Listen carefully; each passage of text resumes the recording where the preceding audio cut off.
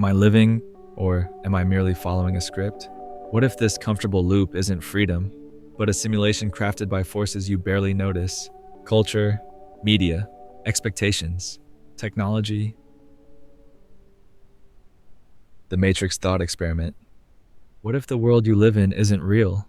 You come home after a day in motion, work, family, errands, almost on autopilot. You settle onto the couch, flick on the TV, scroll through your phone, reply to a message, and then pause. You ask yourself, am I living, or am I merely following a script? What if this comfortable loop isn't freedom, but a simulation crafted by forces you barely notice? Culture, media, expectations, technology. What if the life you're living, your job, your relationships, the conversations you replay in your head, is part of a system designed not to destroy you, but to keep you asleep to the deeper truths of your existence?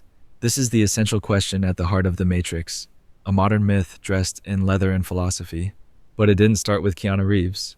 Plato posed it centuries ago in his allegory of the cave. What if everything you see is just shadows of a truer reality? René Descartes pondered, what if an evil demon is feeding you false impressions? And today, philosopher Nick Bostrom asks, what if we are just code in a cosmic software, living inside a simulation? Yet, the question we need to ask isn't whether we're living in silicon. It's whether we are awake. To be awake isn't to open your eyes. It's to see through them. It means asking the questions most people avoid. Whose values am I living? Whose algorithm shapes what I love? Who I resent? What parts of me feel automated? And why have I stopped questioning them? The Matrix is not just about machines. It's about the meaning we assign to our own lives. And the systems we inhabit. It's about the social structures, economic, political, psychological, spiritual, that feel like solid ground but maybe pixel-thin facades. You grow up inside a culture, and that culture hands you a script. You're taught what success looks like, what love should feel like, what suffering is acceptable. You study to get the job. You work to earn status. You scroll to feel connected. You speak to feel important. You stay busy to avoid the ache beneath the noise. You call this living, and maybe it is. But what if it's code? This isn't cynicism. It's the first crack in the existential glass of your life. Psychologists have mapped this programming in chilling detail. In Stanley Milgram's obedience experiment, ordinary people, deemed perfectly sane by any measure, administered what they believed were potentially lethal electric shocks to strangers, simply because an authority told them to. They weren't monsters. They were humans following the script. They were programmed. We all run code we didn't choose, beliefs we never interrogated, values we inherited, scripts we perform without awareness. So how do we wake up? Science doesn't give a roadmap. Neuroscience can map brainwaves, show us how the cortex filters reality, colors our experience, reinforces survival biases, but it cannot tell us how to truly see differently. That task belongs to wanderers, seekers, myth makers, to those who walk through their own inner caves, unplug from comfort, and begin unlearning the defaults. Carl Jung described it as a kind of death. It's the death of assumed identity, the slow unraveling of groupthink, the informal termination of the scripts you didn't write. Jung wrote, people will do anything, no matter how absurd, to avoid facing their own soul. And yet, in moments of grief and awe, heartbreak and silence, the soul slips past the false program, and for a moment, the world flickers like low-resolution code. Real awakening happens in small glitches. The voice inside you that says, I can't even, though you know you could try. The ache in your chest when a friend words things you can't unhear. The hollow echoes after a weekend of consumption. These fracture points are invitations to wakefulness. Waking up does not mean quitting everything and retreating to a monastery. That would be a convenient fantasy. Awareness means returning to work, to family, to the same streets, but with new eyes. It means becoming a glitch in the matrix, not by shouting at the machine, but by reclaiming your full humanity behind your front. It means choosing presence over performance, depth over efficiency, integrity over approval, soul over surface. So how do you begin? You ask yourself the awkward questions that no one taught you to ask. What am I pretending not to know? Where am I most asleep in my own life? What would I do if no one were watching? These aren't riddles to solve. They're doors to cross. They unravel illusions, not to deprive you, but to free you. You might say, I'm not ready. I don't have time. Maybe you won't.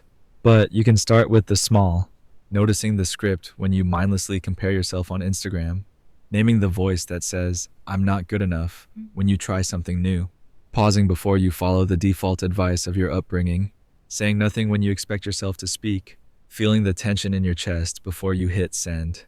Every small refusal is a glitch. Each moment you refuse to perform, you assert your humanity. They might not notice, but that's not the point. You're not doing it for applause. You're doing it because your soul is asking you to stay conscious. Remember philosopher Viktor Frankl's reflection from the Holocaust. Between stimulus and response, there is a space. In that space lies our power to choose our response. In our response lies our growth and our freedom. That inner flash, the gap, is where waking happens. In that moment, you stop being the character and become the author. If only for a heartbeat. Becoming awake is not neat. You don't get a certificate.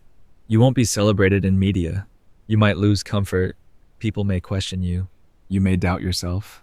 But what you gain is more intimate clarity. You will feel the difference between living for the screen and living from the soul.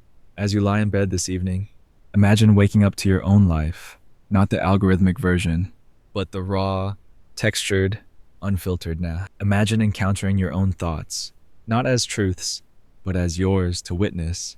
Imagine that the real miracle isn't downloading more knowledge, it's remembering you are awake enough to care. Let that be your invitation, not to escape the matrix, but to see it, to walk through it, to stay awake, as fiercely and gently as you can. So I ask again, in the quiet, what is real? Lucid dreaming, becoming aware that you're dreaming, and then learning to shape the dream.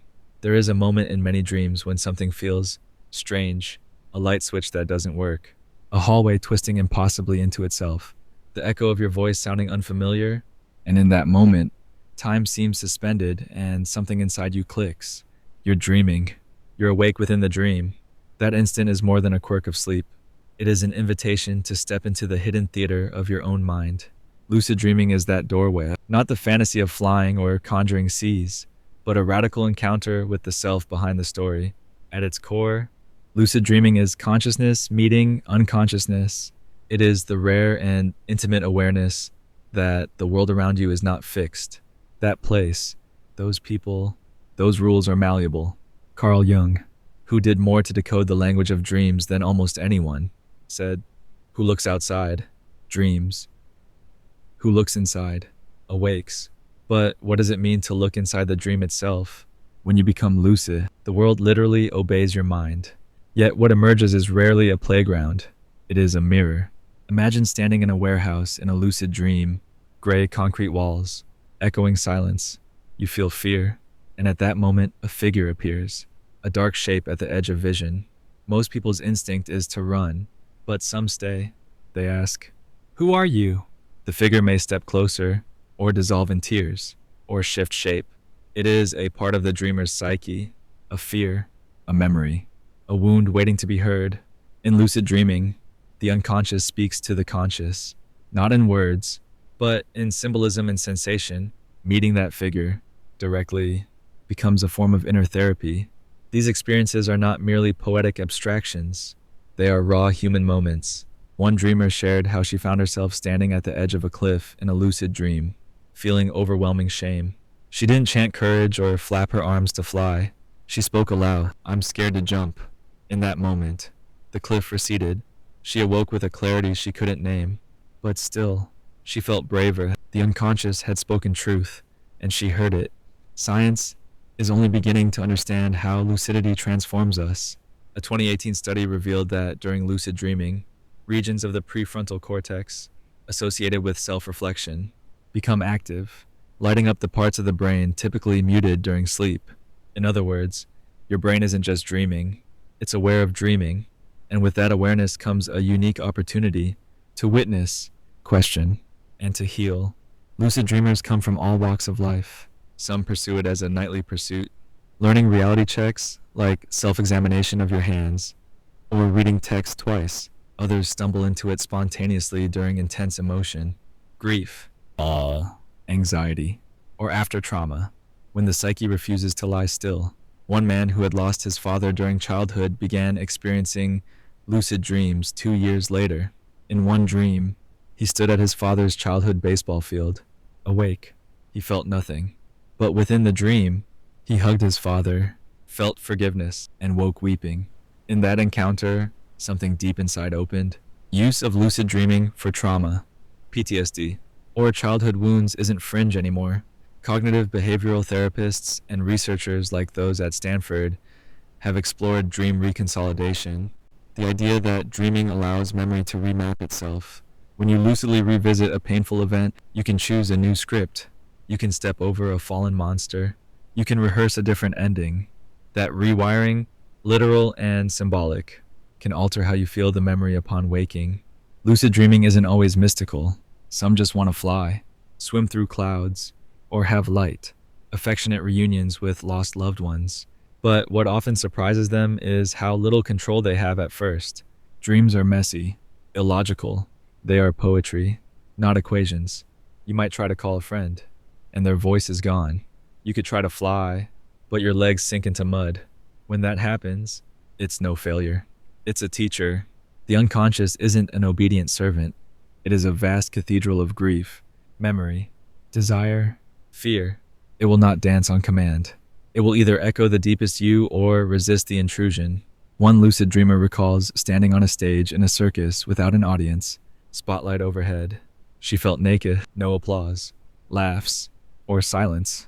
In that moment, she realized the stage wasn't for performance. It was her own longing to be seen, to be witnessed, and that revelation echoed across her daytime life. She began to write, not to be applauded, but to be seen by herself. Lucid dreaming requires not just technique, but a courage to face what lives beneath your daily skin. It's a spiritual practice, a psychological pathway, a nightly ritual of presence. As the philosopher Plotinus said, we are ourselves the veil that we seek to lift. But in the theater of a lucid dream, that veil flutters. Lucid dreaming is not fantasy, it's encounter. It is an intimate ceremony with the self.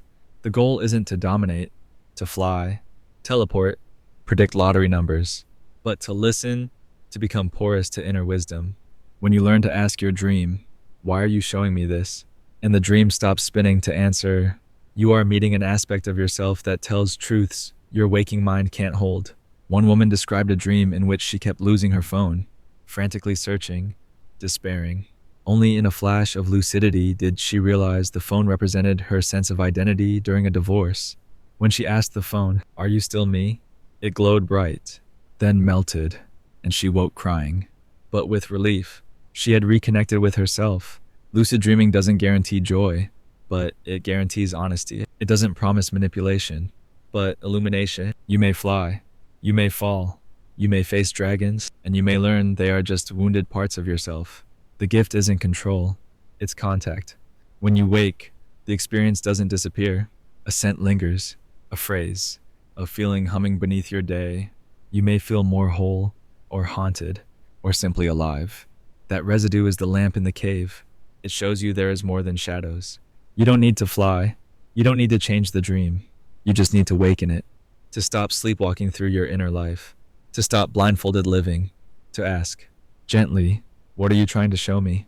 Lucid dreaming invites you to become a pilgrimage traveler in your own psyche, to lean into the unknown with curiosity and courage, to meet your night self and recognize you are not alone. And as you lie down tonight, imagine closing your eyes not to escape, but to awaken, to step into the dream, to speak the language of your soul, to whisper, I am here, and I'm listening. And in the darkness, your hidden self listens, too. You don't need to understand everything now. Just breathe and rest. Cosmic perspective. Seeing Earth from space can dissolve the ego. Who are you in the grand scale of things? Imagine floating far above the Earth, not in a dream, but in the silence of real space. No engine noise, no gravity tugging your feet to the ground. Just a vast, soundless black. And in the center of it, a pale blue orb, soft, glowing, impossibly delicate. That is your home. Every person you've ever known, every memory, every war, every love story, every piece of art and loss and laughter, all of it is happening on that suspended sphere. And in that moment, something shifts. What once felt huge, your anxieties, your plans, yourself, begins to shrink, not into insignificance, but into context. This is the essence of what's known as the cosmic perspective. Astronauts have long reported a deep, often transformative experience when seeing Earth from space. Apollo 14 astronaut Edgar Mitchell called it a glimpse of divinity. He said, "You develop an instant global consciousness from out there on the moon." International politics looks so petty. You want to grab a politician by the scruff of the neck and drag him 250,000 miles out and say, "Look at that, you son of a bitch." The view didn't just amaze him, it changed him. This effect is not poetic exaggeration. Psychologists have begun studying what's now called the overview effect, a cognitive shift in awareness that occurs when one sees Earth from above. It's marked by a sense of unity, compassion, and awe. Those who felt it speak of Earth not as a planet full of nations, but as a single living organism, no borders, no divisions, just one fragile, swirling whole. The poet Rainer Maria Rilke once wrote, "The only journey is the one within," and yet, looking outward can also force the deepest kind of inward reckoning. When you see Earth as a tiny dot surrounded by darkness, it becomes impossible to believe, at least for a while, in the importance of your resume, your grudges, your status. You begin to ask harder questions. Who am I? Really, what do I belong to? What am I here to do? We live most of our lives within a narrow scope of reference.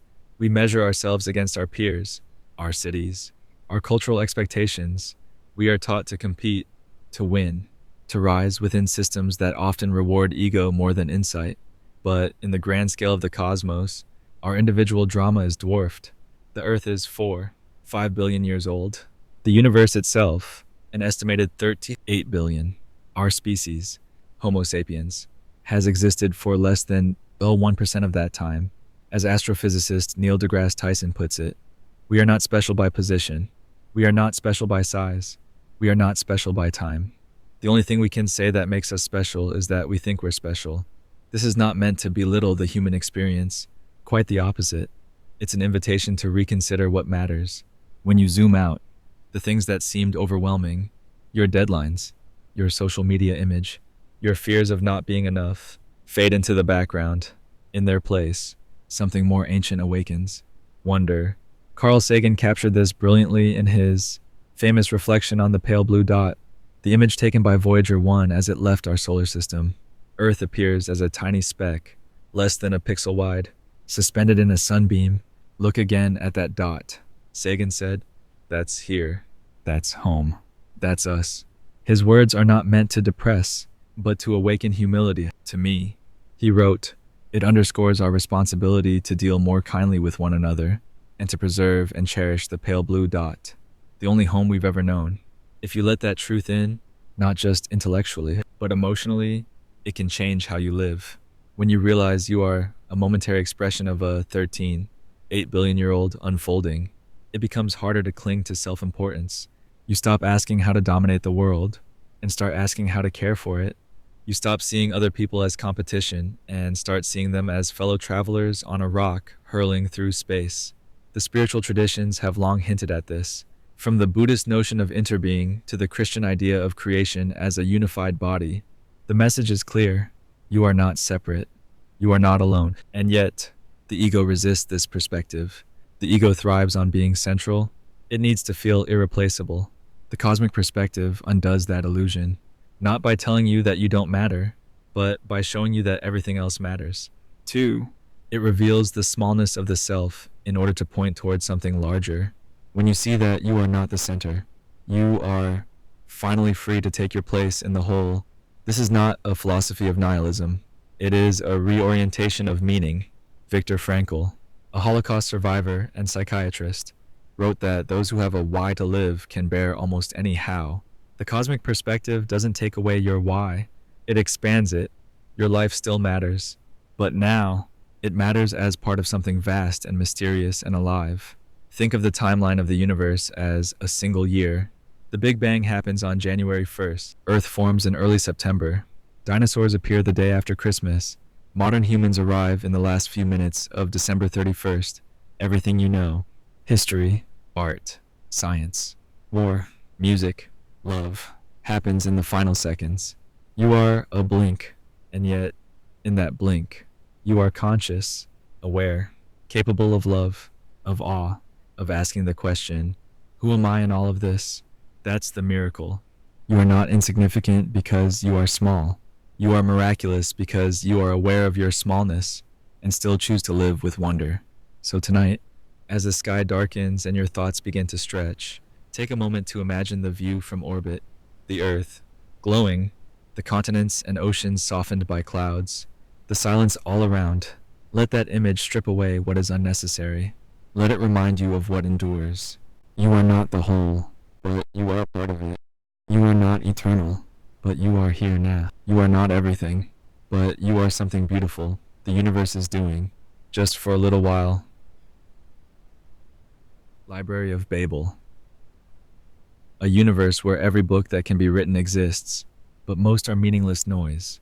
Imagine a library so vast it stretches beyond the reach of imagination, where the shelves spiral into darkness and the rooms unfold endlessly in all directions.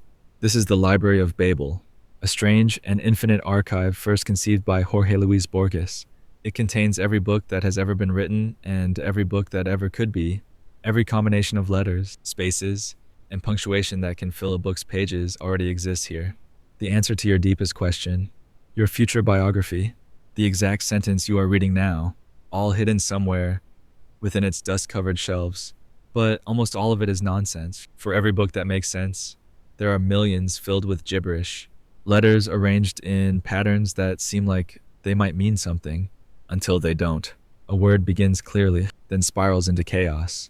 A sentence feels profound, then collapses into senseless noise.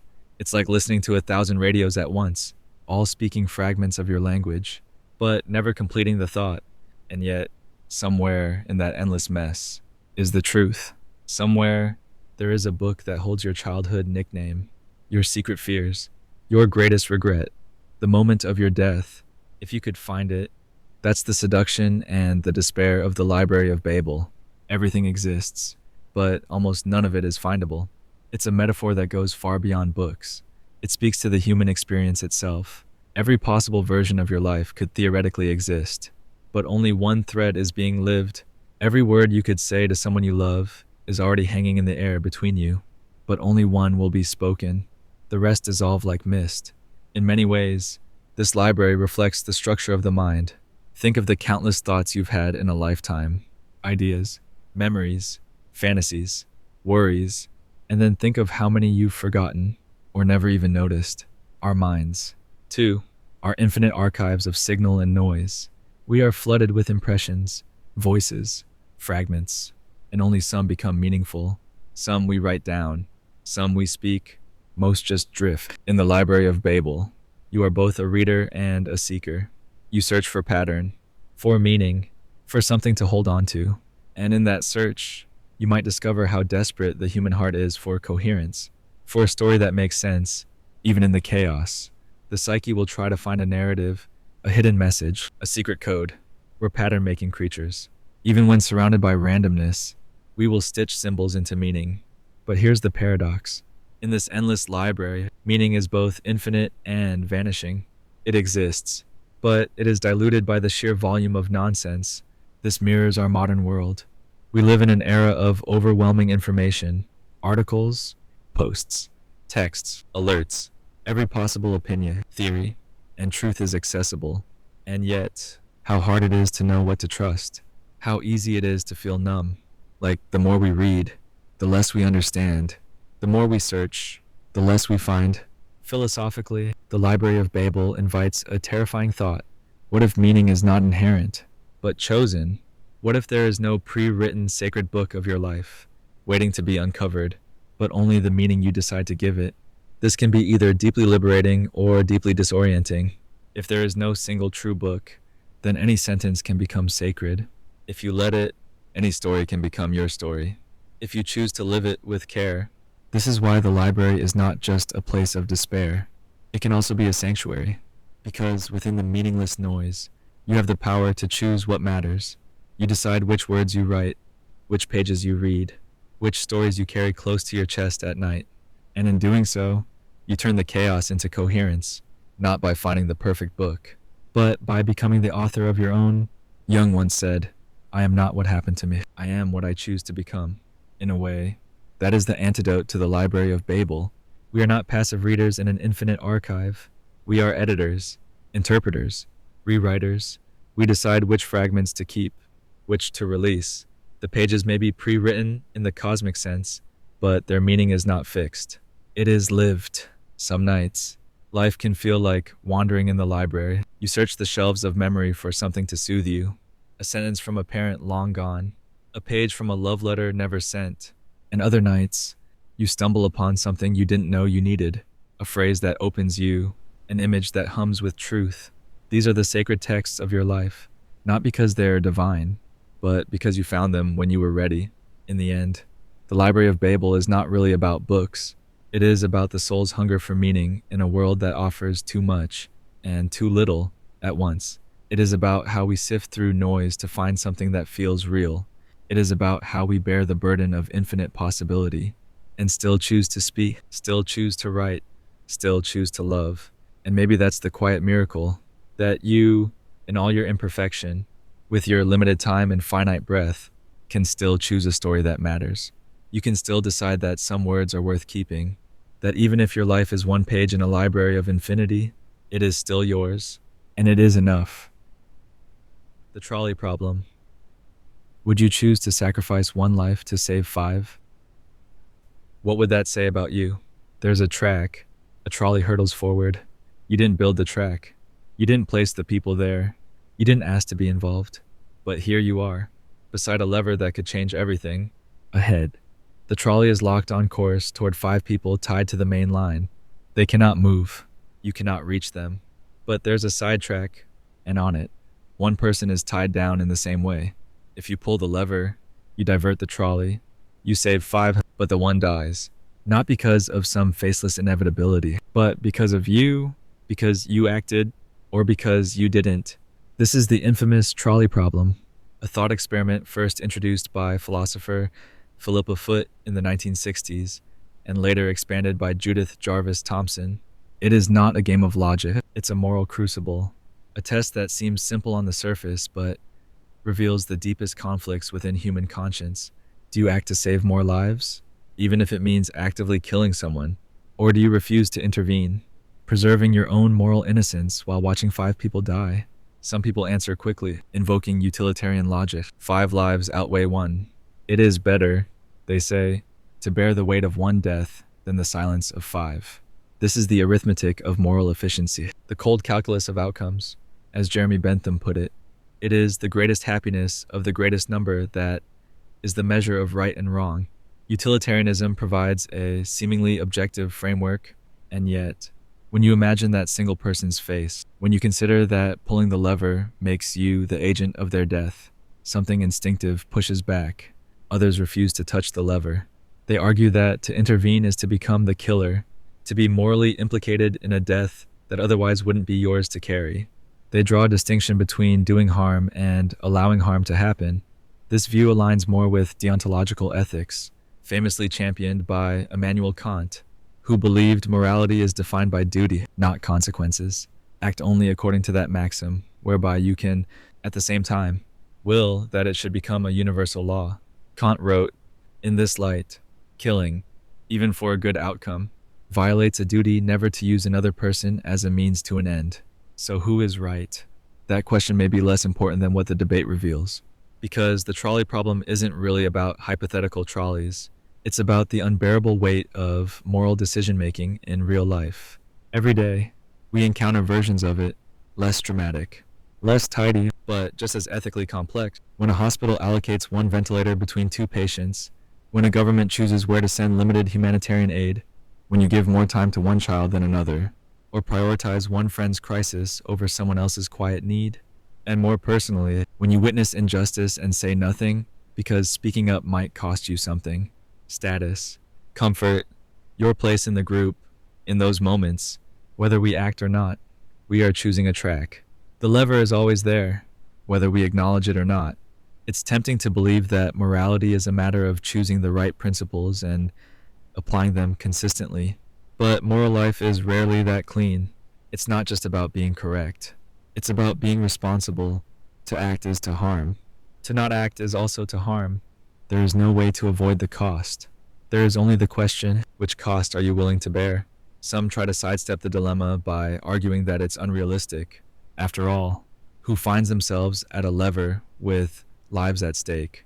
But that misses the point. The value of the trolley problem is that it reveals something universal. The painful, unavoidable collision between outcome and intent, between empathy and ethics. As philosopher Martha Nussbaum writes, moral choice is tragic because it forces us to confront that doing good for one may mean doing harm to another. That confrontation is the essence of being human. Let's not pretend the cost is theoretical. Psychological studies have shown that moral decision-making activates both cognitive and emotional regions in the brain. When subjects are asked whether to push a person off a footbridge to stop a trolley, a more personal variation of the problem, their emotional centers light up in protest, even when they rationally agree it would save more lives. The resistance to harming another is deeply embodied. We are not calculators. We are creatures of blood and memory, of stories and bonds. We are haunted by the face of the one, even while we mourn the five. And that's what the trolley problem truly reveals. Not your logic, but your limits, your breaking point, your value hierarchy, not what you say you believe, but what you're willing to carry. Are you the kind of person who acts, even if it makes you a villain in someone's eyes? Or are you the kind of person who refrains, even if your inaction allows more harm to unfold? Both are forms of love. Both are forms of suffering. Neither lets you walk away clean. In the end, there is no universal answer, only the echo of your choice. Every action leaves a shadow. Every inaction does too. To live morally is not to find the perfect choice, but to live with the consequences of choosing. The ancient Greeks called this phronesis, not wisdom as knowledge, but as practiced discernment, not purity, but integrity under pressure. Maybe that's the real question beneath the thought experiment. Not what is right, but who are you willing to become in order to live with yourself? We live in a time of algorithms and metrics, where outcomes are measured, but meaning is harder to find. But the trolley problem won't let you escape into efficiency. It brings you back to the body, to the gut, to the face of the one, and the cries of the five. It asks you to decide, not just what matters, but who, because in the end, you aren't just choosing between tracks, you're choosing between versions of yourself, and perhaps morality was never meant to be a clean answer. Perhaps it is meant to break your heart in just the right way, so you don't forget, so you remember that real life is not about what you do in perfect scenarios, but how you carry the imperfect ones. Cognitive dissonance. The inner conflict when actions and beliefs clash. Your mind wants harmony. There's a particular kind of silence that comes after you do something you told yourself you never would. It's not dramatic. It's not even loud, but it's heavy. It arrives in the quiet after you say something cruel and immediately regret it. In the stillness after you make a decision that betrays your values, but serves your fear. It's the internal pause when you realize you're living out of alignment. When you know better but didn't do better, that's silence. That's the sound of cognitive dissonance, first named by psychologist Leon Festinger in 1957. Cognitive dissonance is the mental discomfort we feel when we hold two contradictory beliefs, or when our actions contradict our beliefs. It's that gut-level unease when your image of yourself doesn't match what you just did. You say you believe in honesty, but you lied to your partner.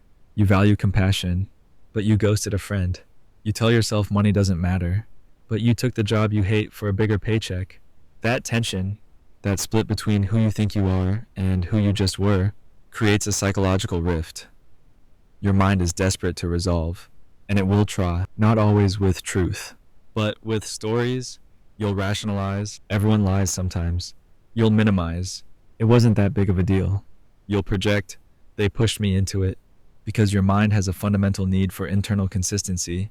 You want to believe you're a good person, a coherent person. So when your behavior contradicts that belief, you don't just sit with it. You reshape your beliefs, or your memory, or your identity to restore balance. Festinger's early research showed this in action. In one famous experiment, participants were asked to do a boring, repetitive task for an hour.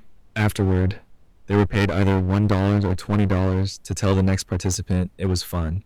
Surprisingly, those paid just $1 reported actually enjoying the task more than those paid 20. Why? Because $1 wasn't enough to justify the lie. So their minds rewrote the experience. Maybe it really was interesting. The lie had to become truth in order to resolve the tension. It's not logic, it's emotional survival. Now scale that up. Think about the belief systems we build over years: religious, political, personal.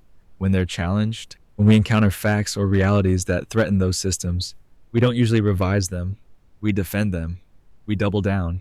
We avoid the new information or attack its source, because to let it in would require us to admit, maybe I was wrong. Maybe the story I built my life on isn't fully true. That's terrifying. And it's also human. But here's the raw truth. Cognitive dissonance is not a flaw in our psychology. It's a signal. It's the friction that comes when your soul knocks on the door of your self-image and asks, is this really who you want to be? It's the emotional GPS trying to reroute you toward integrity. And we all feel it. The person who preaches kindness but snaps at their kids when no one is looking. The activist who burns out because they ignore their own needs. The man who talks about the value of vulnerability but hasn't cried in 10 years. The woman who champions equality but still judges herself by impossible beauty standards. This is not hypocrisy. This is the struggle of being human in a world that constantly pulls us out of alignment. James Baldwin said, "People can cry much easier than they can change." And it's true, because change doesn't just ask us to do something different. It asks us to become someone different, or at the very least, to face the parts of ourselves we've kept in the dark. And cognitive dissonance is often the doorway to that confrontation. So what do we do with it? The first instinct is to escape. We numb, deflect, self-justify. We say, I had no choice. We bury the tension beneath productivity or distraction, but eventually, it resurfaces. In anxiety, in shame, in the subtle erosion of self-respect. Because the human psyche can only split for so long before it fractures. The alternative is harder, but it's the only path to wholeness. You start by admitting the gap. You tell the truth. First to yourself, I said one thing and did another. I value this. But my life doesn't reflect it. I've been avoiding this truth because it scares me. That's not weakness. That's the beginning of alignment. Carl Jung believed that the parts of ourselves we repress, the ones we hide or deny, don't disappear. They become the shadow, and until we make them conscious, they run our lives from behind the curtain. He wrote, "We cannot change anything until we accept it. Condemnation does not liberate, it oppresses. Owning your dissonance doesn't mean drowning in guilt. It means saying, I'm willing to see myself more clearly. I'm willing to hold both my ideals and my failures in the same breath." And something powerful happens when you do that. The shame starts to soften. The defensiveness drops. You begin to feel a quiet kind of dignity, not because you're perfect, but because you're honest. Think about the moments in your life when you felt most free, not excited or entertained, but grounded, clear, at peace. Chances are, those were the moments when your actions aligned with your values, when there was no gap between what you believed and what you did, when you didn't have to explain yourself, not because you were silent, but because you were real. That's what cognitive dissonance is pointing toward. Not punishment, but possibility. It's not there to shame you. It's there to invite you into coherence. And that's what people are craving now, more than ever. In a world of curated personas and performative morality, we are starving for congruence, for people whose inner lives match their outer choices, for lives that make sense, not in theory, but in practice. So if you feel that tension, good. It means you still care. It means your inner compass is still working. It means your beliefs haven't become decorations. They still mean something. Let that tension guide you. Let it whisper where you're out of step, not to crush you, but to call you back into integrity, not perfection. Integrity, which is not about being right all the time. It's about being aligned.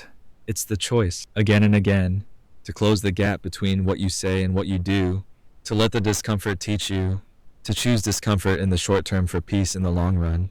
Because that peace, the quiet self-respect of a life that matches its own values, is worth more than any illusion of comfort. So tonight, as you lie in the dark, if something stirred, some memory, some regret, some action that doesn't quite fit the story you've been telling, don't rush to silence it. Don't rush to explain it away. Just let it speak. Let it hurt a little. Let it show you where you've grown tired of pretending. And then rest. Moral luck. Is morality still fair when our actions' outcomes depend on chance? You're driving home after a long day, tired but clear-headed. The light rain makes the pavement glisten. You glance down for a moment to adjust the radio. A second, maybe less. You look back up, and the child is already in the street. You swerve, slam the brakes, heart pounding. You miss them by inches. You go home shaken, but intact. You tell someone about it days later, and they say, "Wow, that was close." Now imagine the same moment, but this time, you hit the child. Nothing else is different. Same driver, same weather, same reflexes, same tiny distraction. But now the child is gone. Your life is never the same. The court calls it an accident, but the parents don't care. Neither do you. Really, because what matters now is that you have to live with it, and people will treat you differently, less like a decent person who made a mistake, more like someone who destroyed a life. This is the haunting space of moral luck. The idea that we often judge people morally, not just for what they intended or controlled, but for outcomes shaped entirely by chance. The philosopher Thomas Nagel brought this concept into modern debate in the 1970s, asking, how can we be morally responsible for things that are out of our control? Yet, we see it constantly. A drunk driver makes it home without incident and sleeps it off. Another, just as impaired, hits a pedestrian. One is just a party guy. The other is a killer. The same act, separated only by an outcome, by luck. And yet we don't feel okay letting both off the hook equally. Because deep down, we believe in moral order. We want the world to make sense. If someone causes harm, there should be blame. If someone gets lucky, there should be praise. We want the math to add up. Good people do good things and bad people do bad things. But life doesn't work like that. Consider the case of Oskar Schindler, a German industrialist and Nazi party member who ended up saving over 200 Jews during the Holocaust by employing them in his factories. If the war had ended differently, if he'd been caught sooner, or his plan had failed, he could easily have been remembered as a war profiteer or worse. Instead, he is hailed as a hero. His story isn't just about intent, it's about outcomes that happen to work. We celebrate him not for his ideas, but for what actually happened. Had things turned out differently, we might never have heard his name. On the other side, there's someone like Captain Joseph Hazelwood, commander of the Exxon Valdez. In 1989, his ship spilled over 11 million gallons of crude oil into Alaska's Prince William Sound. It became one of the worst environmental disasters in history. He had been drinking the night before, though not necessarily during the incident, and was off duty when the grounding occurred. Still, Hazelwood became the public face of negligence and was widely blamed. If the ship had stayed on course, if the tide had been different or the crew a bit more alert, he might have retired quietly, never making the news. These examples are unsettling because they expose a flaw in how we understand justice. We say we believe in intent, in choice, in character, but we also tie our moral judgments to luck. It's not just the wrongdoer we condemn, but the unlucky wrongdoer. It's not just the brave we praise, but the successful brave. Our moral calculus, whether we admit it or not, is entangled with randomness. Why does this matter? Because it means you could do everything right and still be judged harshly because of an outcome you never controlled. Or, more dangerously, you could do something deeply wrong and walk away clean, convincing yourself that you're still a good person because nothing bad happened. That's where moral luck becomes personal. Think about your own life. How many times have you texted while driving, barely missed an accident, and carried on like nothing happened? How many times have you said something that could have hurt someone deeply, but they didn't show it, or you never found out? The absence of consequence doesn't mean the act was moral. It just means you got away with it. And the reverse is also true. How many people have carried crushing guilt for an outcome they couldn't have foreseen? A nurse who missed a dosage after a 12-hour shift. A friend who didn't answer the phone the night someone they loved died by suicide. A parent who looked away for just a minute. We say, you did the best you could, but part of them still believes, I should have known, I should have stopped it. Philosopher Bernard Williams described this kind of anguish as agent regret. It's not rational guilt, but moral residue, the lingering sense that you're responsible, even if you did nothing wrong. It's raw, it's real, and it doesn't care about logic. So what do we do with this uncomfortable truth? Some people try to eliminate luck from morality altogether. They argue that only intentions matter, that outcomes are ethically irrelevant. But that's cold comfort for victims. It's not enough to say, they didn't mean to hurt you. Harm was done. Others go to the other extreme and say, consequences are everything, that results are the only real metric of morality. But that leads us to a world where the lucky are praised no matter what, and the unlucky are condemned no matter why. Maybe the answer is somewhere messier. Maybe morality was never meant to be fair in the way we want it to be. Maybe it was never about purity or clean categories. Maybe it's about responsibility in the face of uncertainty, about acknowledging that while you don't control outcomes, you are still accountable for your choices, even the ones that turned out better or worse than you deserved.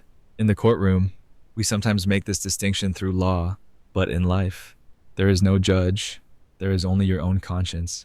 And if you're awake to the fragility of luck, your moral life takes on a new shape. You stop taking credit for everything good that happens. You stop assuming everyone who struggles got what they deserved. You start living with humility, not the self-hating kind, but the kind that says, I am not the master of this universe, only a participant. I can try to act with integrity, knowing that outcomes are never guaranteed. It's not fair. It never was, but it's honest. And from that honesty comes something deeper than judgment.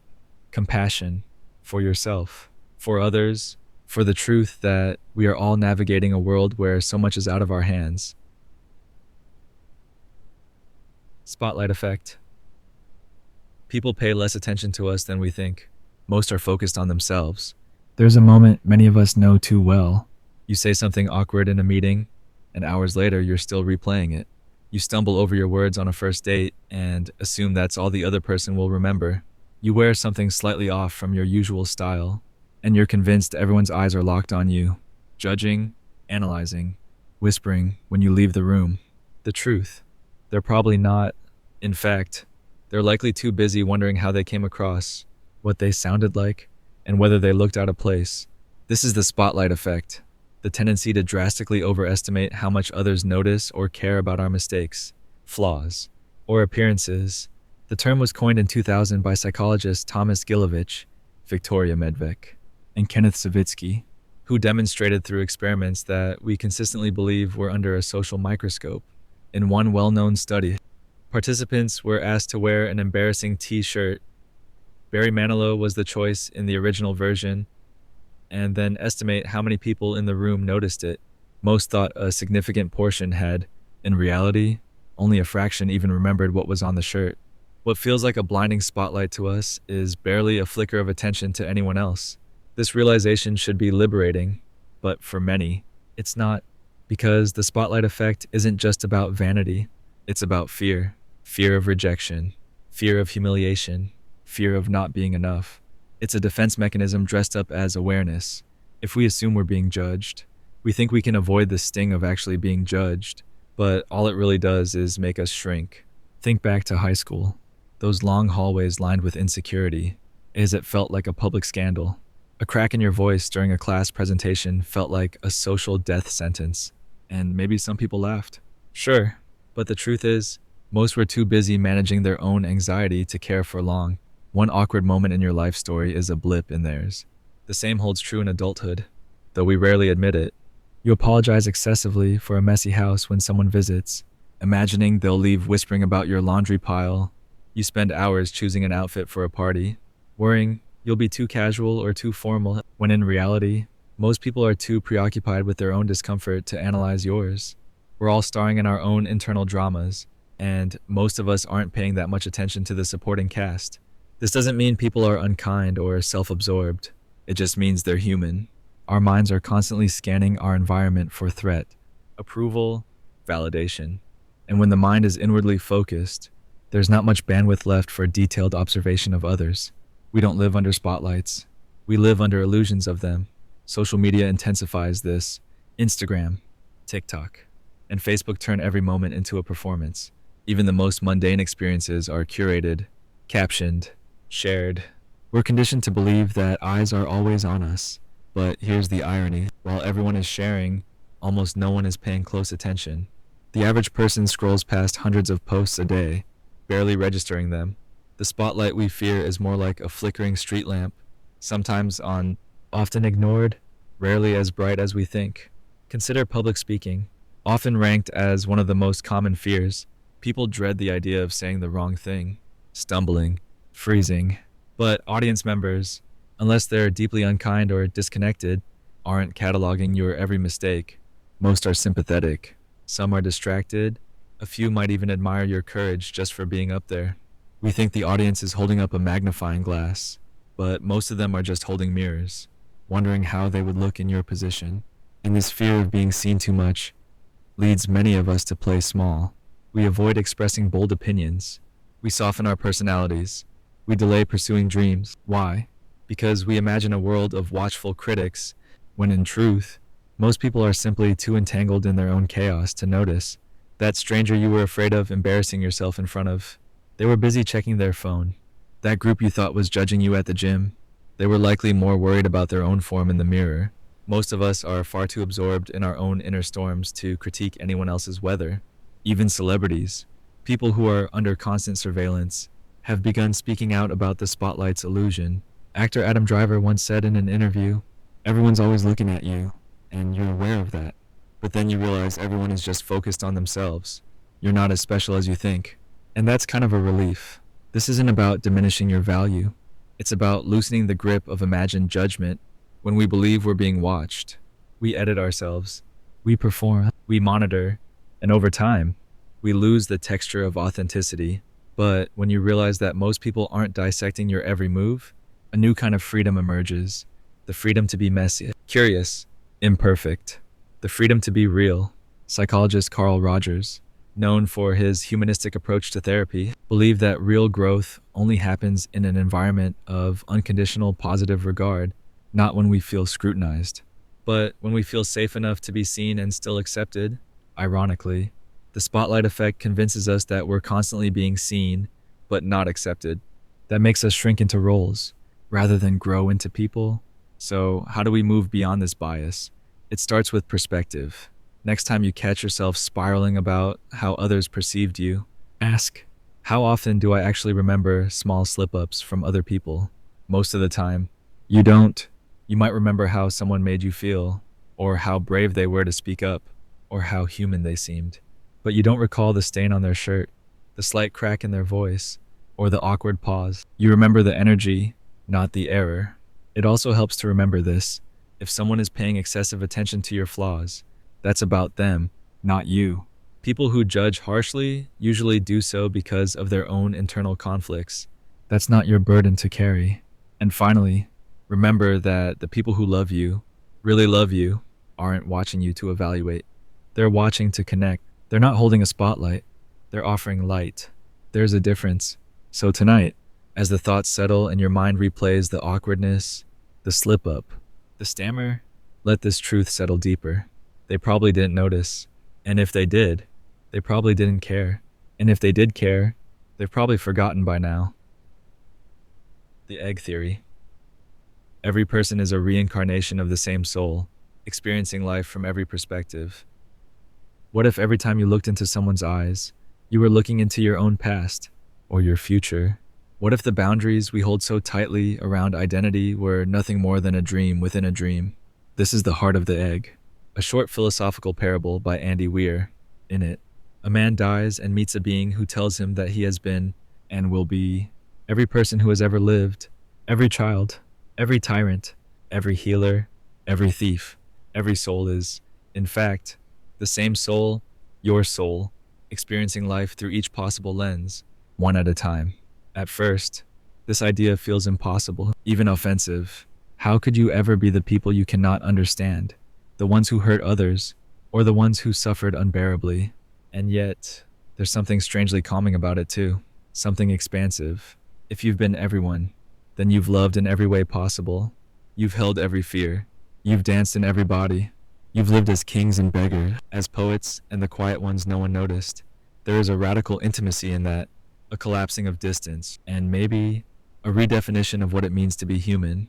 In this framework, you are not one soul among many. You are the soul, the singular consciousness behind the eyes of every being. Time, then, is not linear, but layered. You are living all these lives not sequentially, but simultaneously through the illusion of time. Right now, as you lie in your bed, someone else, who is also you, is being born, and another is dying. One is breaking someone's heart, one is holding a hand in the dark, and one is watching the stars, wondering the same thing you are. What does it all mean? It's not a theory meant for easy agreement. It's a metaphor, a meditation, a way to imagine what unity might truly mean, not as a nice idea, but as a lived reality. We talk often about compassion, about trying to put ourselves in someone else's shoes. The egg takes this further. It says, you've already walked in those shoes. You just don't remember. And if you could remember, you wouldn't be so quick to judge, to separate, to hate. You'd be slower to anger, quicker to forgive, because you would be forgiving yourself. What would it change if you took this seriously, not as fact, but as a spiritual lens? That child crying on the subway, that was you. That lonely elder watching the rain, also you. That person whose name you cursed under your breath, or the stranger who smiled at you on the worst day of your life. You again, you everywhere. And suddenly, every moment becomes sacred. Every encounter a reunion, not of strangers, but of selves returning to themselves in countless forms. This doesn't mean erasing difference. Each life is distinct, textured, precious, but it does mean holding difference with reverence. You've been every gender, every skin color, every religion, every contradiction. You've knelt in mosques and stood on mountaintops and doubted everything in between. You've suffered under injustice and, yes, caused it too. The egg doesn't let you stay comfortable. It asks you to stretch your empathy until it breaks, and then keep going, until there is no them. Only more versions of I, scattered like seeds across time. In Jungian terms, the egg mirrors the process of individuation on a cosmic scale. Jung spoke of the self as something larger than the ego, a wholeness we grow toward. Here, the egg suggests that the self is not just personal, but universal. Every life is a fragment of that totality. Every conflict, internal or external, is a reflection of the soul learning itself. The war between countries, the tension in your heart, they are not separate. They are different pages of the same story. And maybe this is what the soul is really doing, lifetime after lifetime. Remembering, gathering, reconciling, learning what it means to love from every possible angle. In one life, you learn to receive love. In another, to lose it. In one, you build a family. In another, you choose solitude. And over thousands of lives, the soul grows not through perfection, but through experience, through contrast, through the raw, beautiful chaos of being alive, again and again. Of course, most of us forget. If this theory is true, then forgetting is part of the design. If you remembered that you were everyone, would the lesson still land the same way? Would love still ache the way it does? Would loss still humble you? Perhaps the forgetting is sacred. Perhaps being human means diving so fully into this one life that we cannot see the others, only feel echoes of them in dreams, in déjà vu, in the sudden tears we can't explain. So you live this life as if it's the only one, because for now, it is, and that's the paradox. You are the only soul in the universe, and you are never alone. You are the whole, and you are just one note in the symphony. And maybe when all the lives are lived, when the final book is written, you will return not to a place, but to a knowing, a recognition that all of it was you, that all of it was love, learning to love itself. The experience machine. Would you choose real life, with all its pain, over a simulated one of constant pleasure? Imagine this, a perfect machine exists, one that can give you the life of your dreams, a simulated world indistinguishable from reality, where every desire is fulfilled, every pain soothed, every goal achieved. You could live as a beloved artist, a fearless explorer, or someone eternally surrounded by love and adoration. In this world, you would never suffer, you would never fail, you would never doubt your worth, and once plugged in, you would never know it wasn't real. This is the thought experiment posed by philosopher Robert Nozick, his experience machine. It is a question that lives at the edge of ethics and emotion, intellect and intuition. Would you plug in? At first glance, it seems tempting.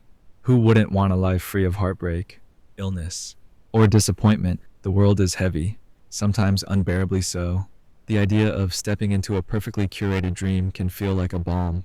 But then comes the deeper unease. If everything is given without cost, without struggle, does anything still mean something? Would pleasure, without contrast, still feel like pleasure? Would love, without the risk of loss, still feel like love? We are not creatures built only for comfort. Something in us longs for truth, even when it hurts. A simulated world, no matter how convincing, might eventually feel like a beautiful lie. The pain we endure in real life is not meaningless. It is often the crucible in which meaning is made. We treasure a moment of joy not because it's perfect, but because it's rare, because we know it won't last, because we earned it. Nozick believed that most people, when faced with the choice, would refuse to plug in, not because they are saints, but because we value being in touch with reality, even if reality is painful. There is a kind of dignity in it, a rawness. We want our lives to be authored by our choices, not manufactured by a program. We want our suffering to count for something, to be part of a real story, not just a convincing illusion. And yet, the boundary between real and simulated is growing thinner in our world. Virtual realities, social media, curated identities. We already live with layers of illusion. Most people, at some point, choose comfort over truth, not because they are weak, but because they are tired. If you've ever pretended to be okay when you weren't, or scrolled endlessly to avoid your thoughts, then you've touched the edge of the machine already. This is where the thought experiment becomes more than a philosophical toy. It becomes a mirror. What do you really value? What kind of life do you believe is worth living? One of pleasure, one of truth, or one that dances between the two, never settling for long. Some would argue that the distinction doesn't matter, that the experience itself is what counts. If a simulated sunset brings the same awe, or simulated love brings the same warmth, then why should we reject it?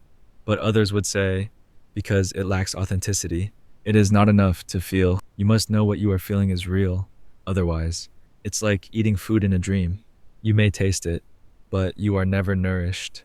We long to be known, and to be known requires risk, vulnerability, a willingness to live in the mess and the mystery of real life. Real life doesn't always reward effort. Sometimes it wounds you unfairly, but it also offers a kind of connection that no machine can fabricate. A quiet glance, an imperfect moment, a shared silence. These things are sacred not because they are perfect, but because they are true. There is also the question of growth. In a world without pain, how do we evolve? The machine might give us pleasure, but it cannot give us depth. It cannot offer the strange wisdom that comes from falling and rising again, from losing someone and still choosing to love, from standing in the dark and refusing to close your heart. Real life tests us, and in that testing, we find the parts of ourselves we didn't know were there. There's a line from Rainer Maria Rilke, "Let everything happen to you. Beauty and terror, just keep going. No feeling is final." That's not something you say inside a dream. That's something you learn by living fully awake. The joy of this world is bound up with its sorrow. We can't have one without the other, and maybe we shouldn't want to. The temptation of the experience machine is not just about pleasure. It's about control, a world where nothing unexpected happens. But we are not meant to live in control. We are meant to live in relationship, with uncertainty, with other people, with the unknown parts of ourselves. The machine isolates, real life connects. And so we return to the question, would you plug in? There's no right answer, only the quiet weight of your own truth. Maybe some part of you longs for the peace it promises. That's human, that's tender. But maybe another part, deeper and wilder, longs for something real, for the unfinished, unfiltered, unrehearsed mess of life, for the beauty that breaks your heart because it is fleeting, for the love that asks everything of you and still gives more. You can close your eyes now. You're not being asked to choose tonight, but perhaps, in your dreams, you'll visit that machine, and when you wake, you'll remember what it felt like to touch both worlds, the perfect and the painful, and to choose, again, the one where you are free. Baader Meinhof phenomenon. Once you learn something new, you suddenly notice it everywhere. You hear a new word for the first time. Say, Sonder, the realization that every stranger has a life as rich and complex as your own. It lands gently, maybe in a podcast or on the page of a novel.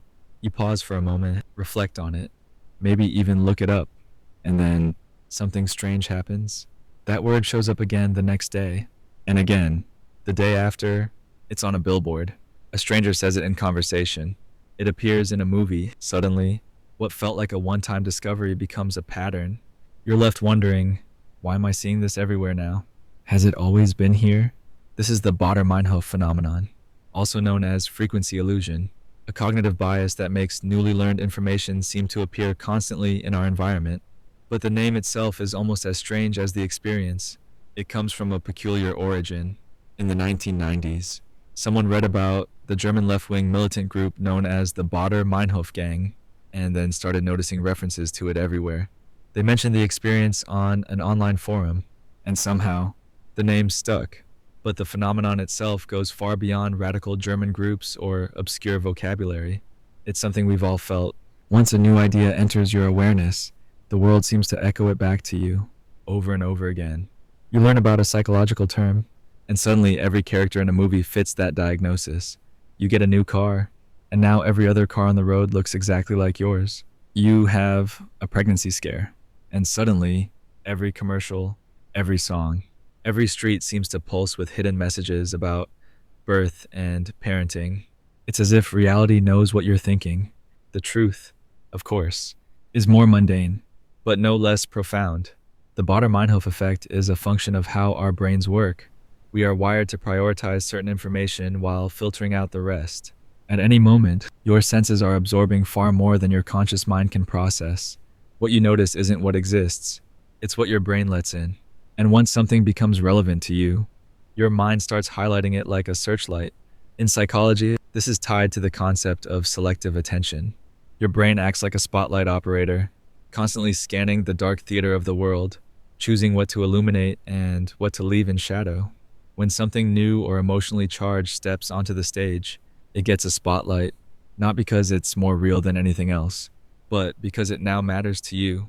And that, right there, is the deeper truth. Your perception of reality is always filtered through what you value, fear, desire, or recognize. There's a famous quote attributed to Anais Nin: "We don't see things as they are, we see them as we are." The Baader-Meinhof effect proves this in real time.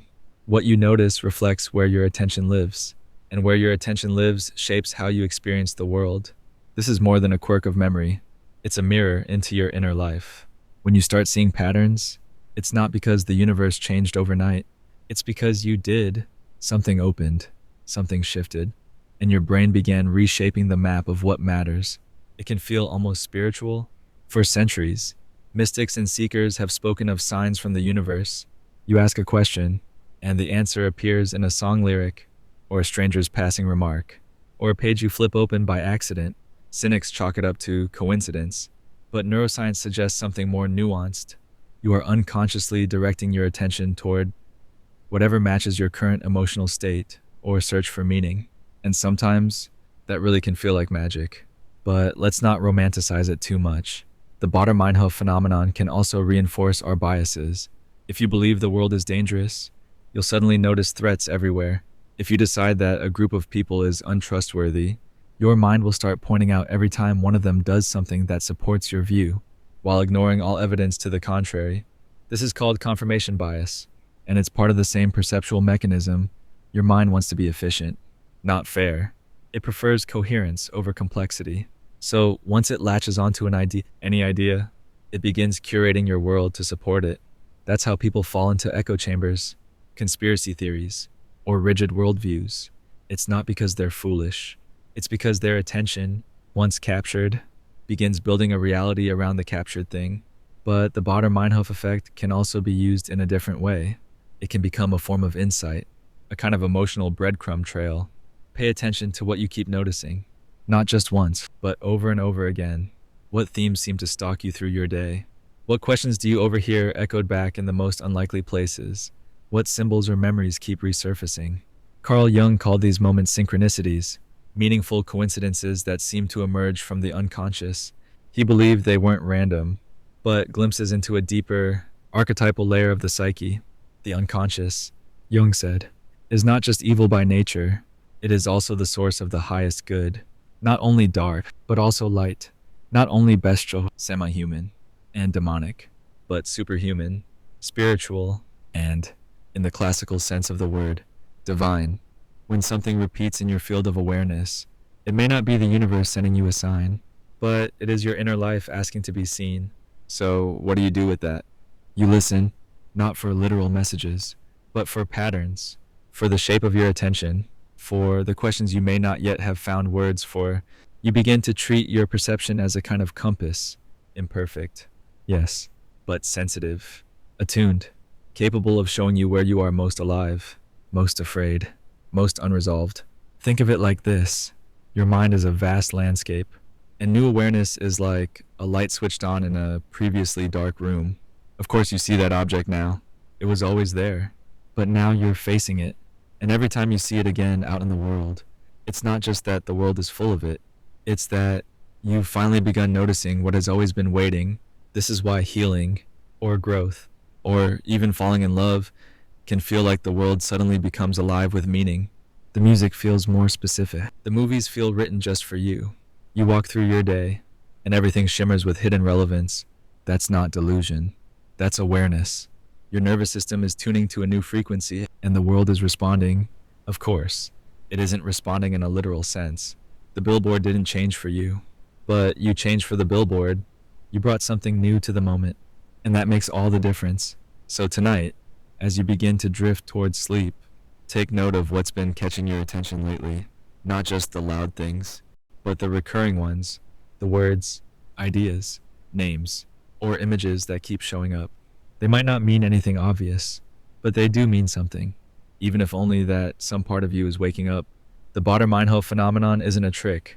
It's a threshold, a chance to see yourself seeing, and in that awareness, a new kind of vision begins. Temporal illusions.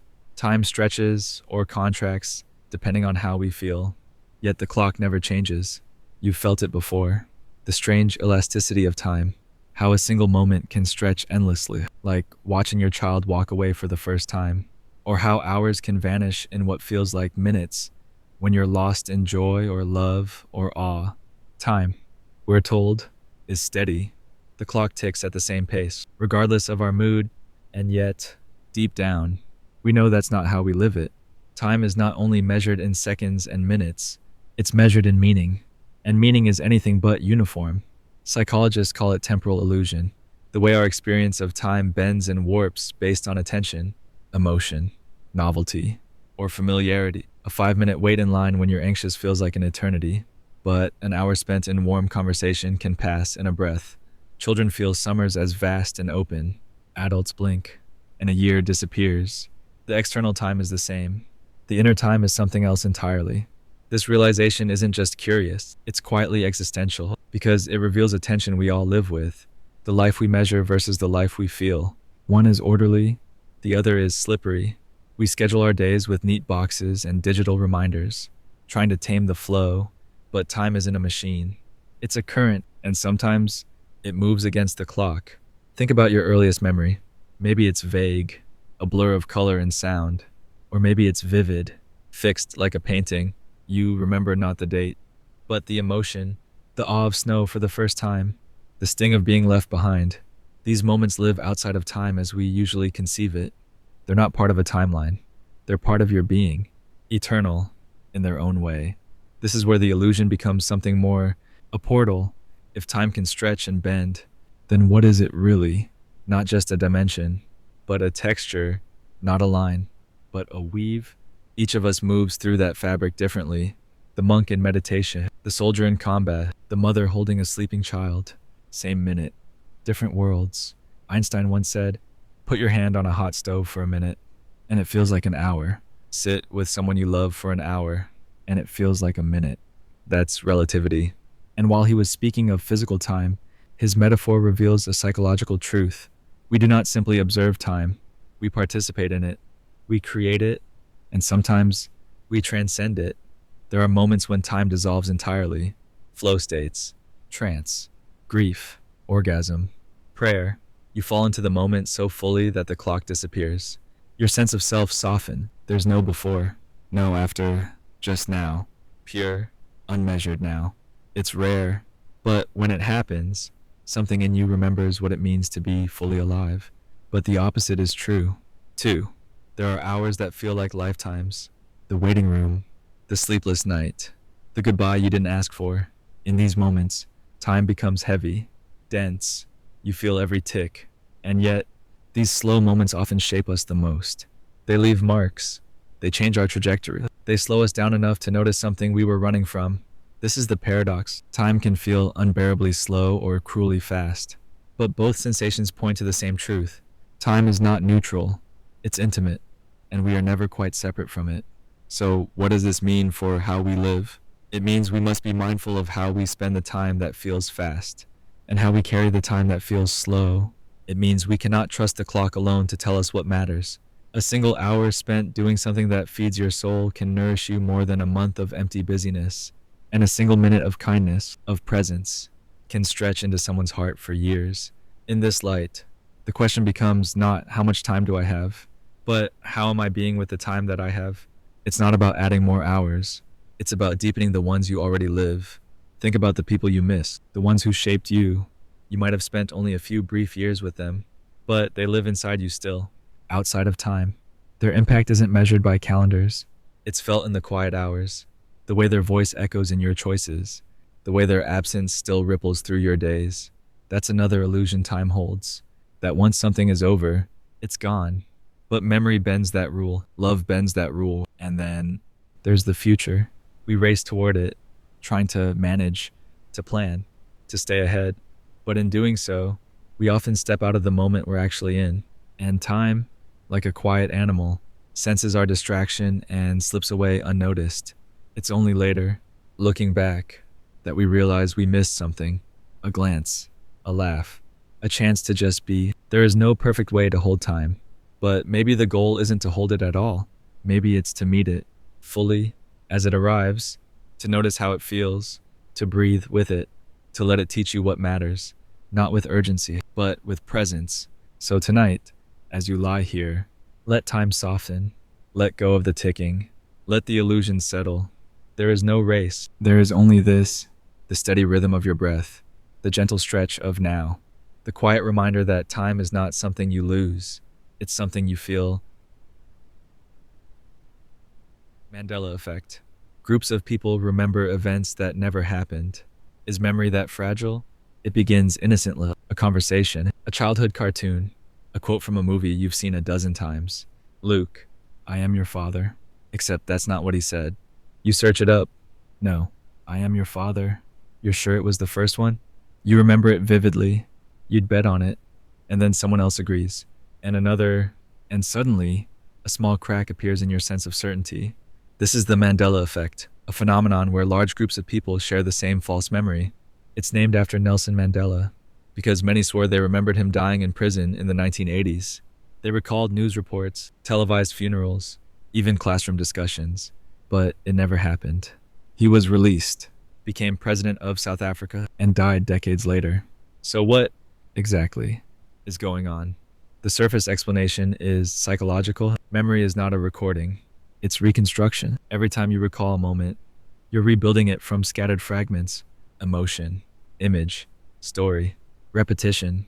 Your brain fills in the gaps with what seems most likely, most coherent, most meaningful. Memory is useful, but unreliable. It's shaped not just by what happened, but by how we felt when it happened. Who told us the story afterward? What we needed to believe? But the Mandela Effect is more than faulty memory.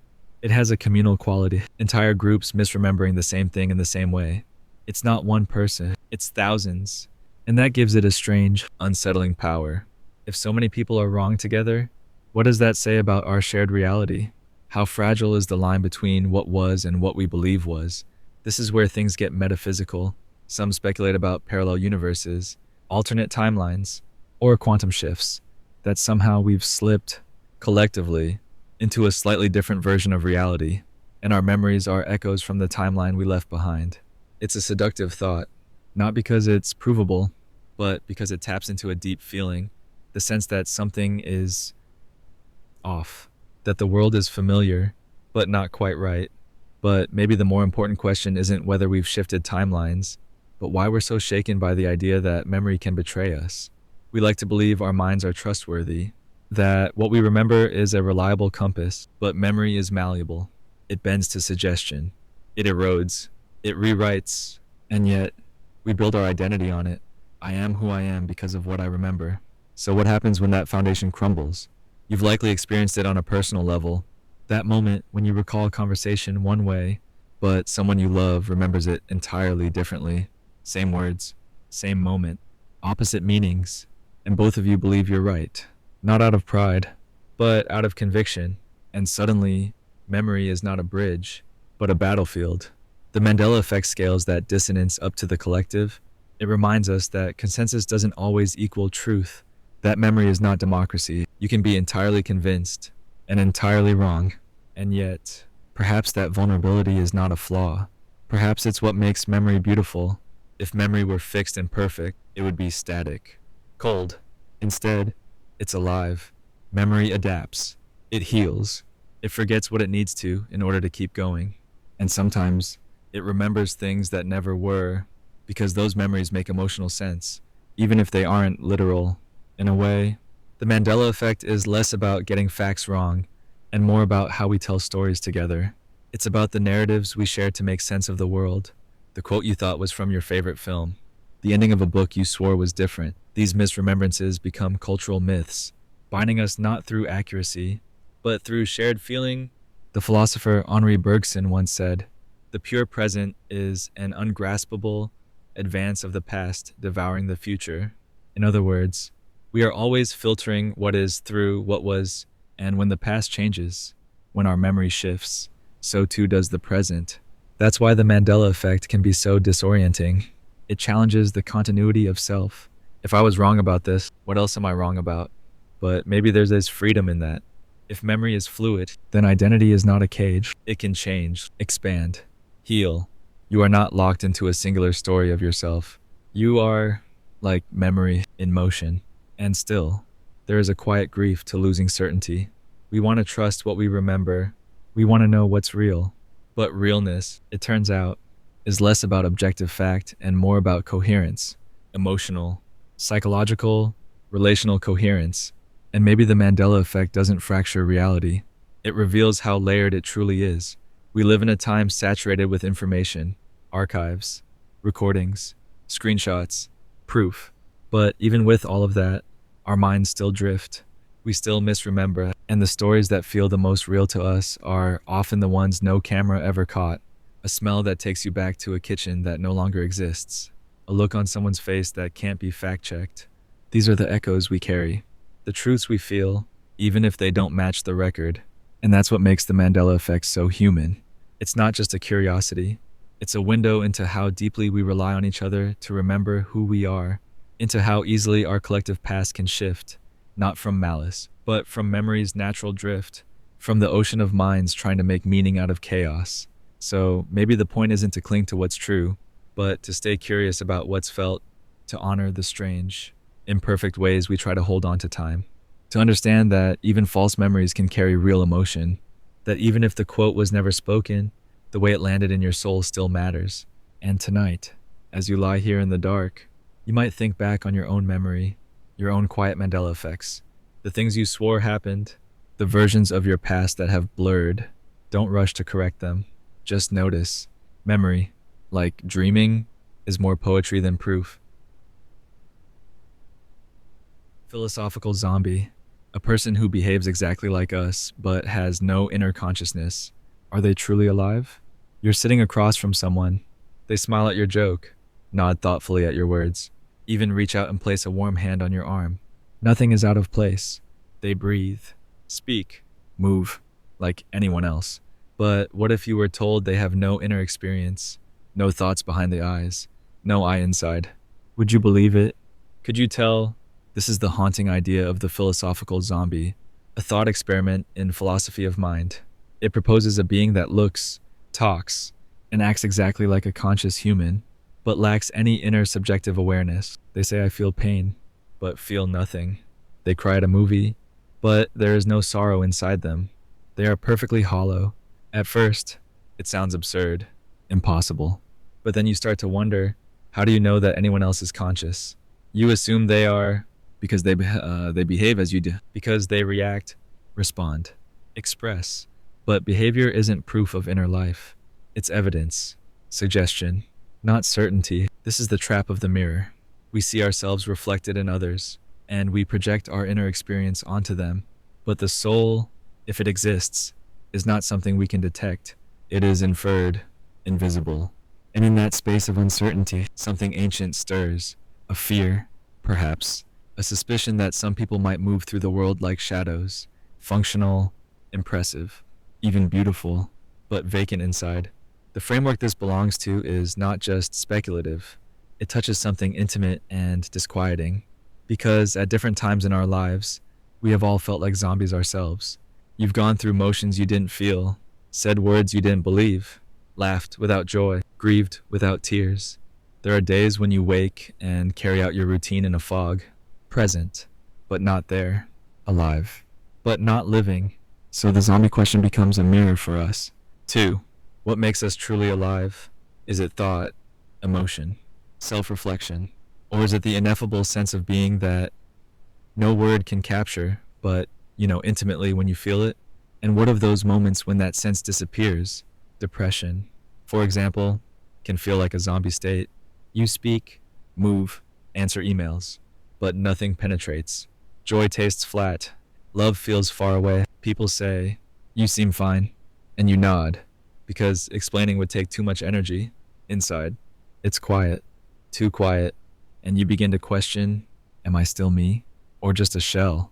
There is a line from Carl Jung: people will do anything, no matter how absurd, in order to avoid facing their own soul. Perhaps the philosophical zombie is not just a hypothetical being, but a condition we fear within ourselves, that one day we'll lose touch with our inner life, that we'll become strangers to our own aliveness.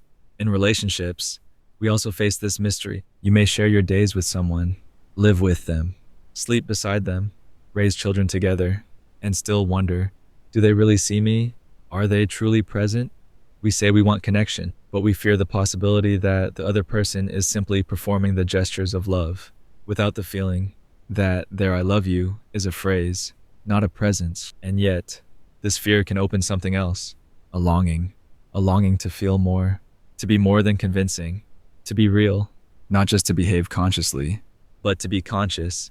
The philosophical zombie reminds us of what we risk losing when we disconnect from our inner life.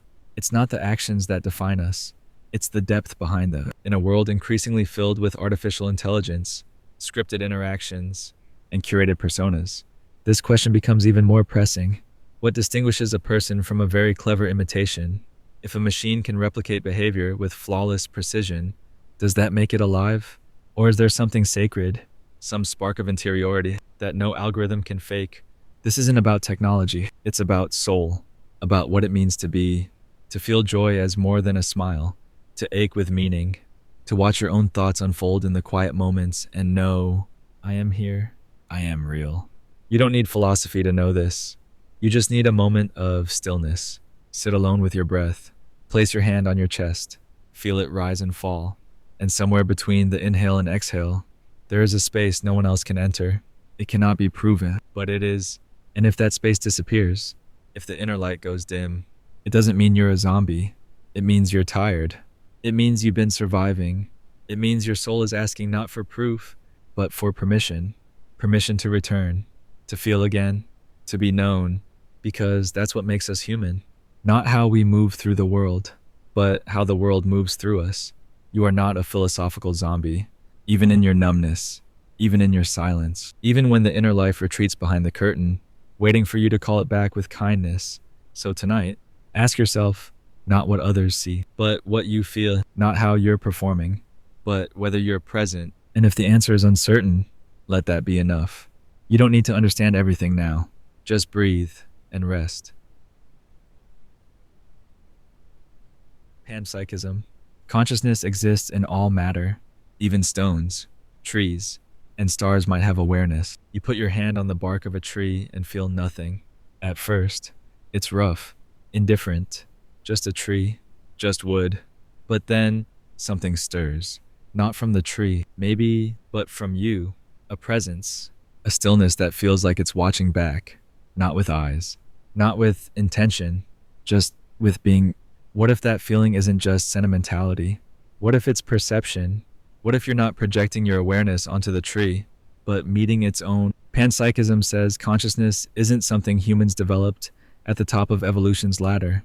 It says consciousness is baked into the foundation of the universe itself, not just in brains or nervous systems, but in matter, in energy, in atoms. That everything, stones, water, wind, fire, the silence between stars, has some flicker of experience, not human thought, not reasoning, but a kind of awareness, a way of being that doesn't need language or memory to exist. At first, this idea feels like poetry or madness, but it's older than both. The Stoics believed the cosmos was alive. Indigenous traditions speak of rocks that remember and rivers that listen. Even in modern science, strange parallels arise. Electrons act like they know they're being watched. Particles behave differently under observation. Physics brushes up against mystery, then turns away. Still, we resist the thought because to believe everything is conscious is to change everything. It means the world isn't made of dead stuff. It's made of feeling. It means that the line between subject and object is thinner than we think. That when you break a branch, the forest might wince. That when you dig into the earth, the soil bears more than weight. It bears witness. You might wonder, why does this matter? So what if rocks are aware in some vague, abstract way? But it matters because of what it undoes. We live in a culture built on separation. Me versus you, human versus nature, alive versus inert. We conquer, extract, and consume with the assumption that what we take from has no voice, no presence, just utility. But if matter is aware, if the world is woven with consciousness, then our way of moving through it has to change. Then destruction is no longer neutral. It becomes relational. It becomes personal. Think of how you speak to your dog compared to your couch. One you greet with affection, the other you throw your coat onto. That's the difference consciousness makes. One deserves care. The other doesn't feel, but what if everything does? Panpsychism doesn't claim that your chair has opinions, or that your coffee mug is plotting rebellion. It simply suggests that all things have interiority, some depth, some presence that isn't entirely mechanical. And if that's true, then your own consciousness isn't unique. It's not a fluke. It's an expression of a much wider field of awareness, a current that runs through everything, not just your skull. There's something raw about this, something disorienting, because it brings us back to a kind of ancient intimacy, a closeness with the world we've been trained to forget. It says, you are not walking through a lifeless landscape.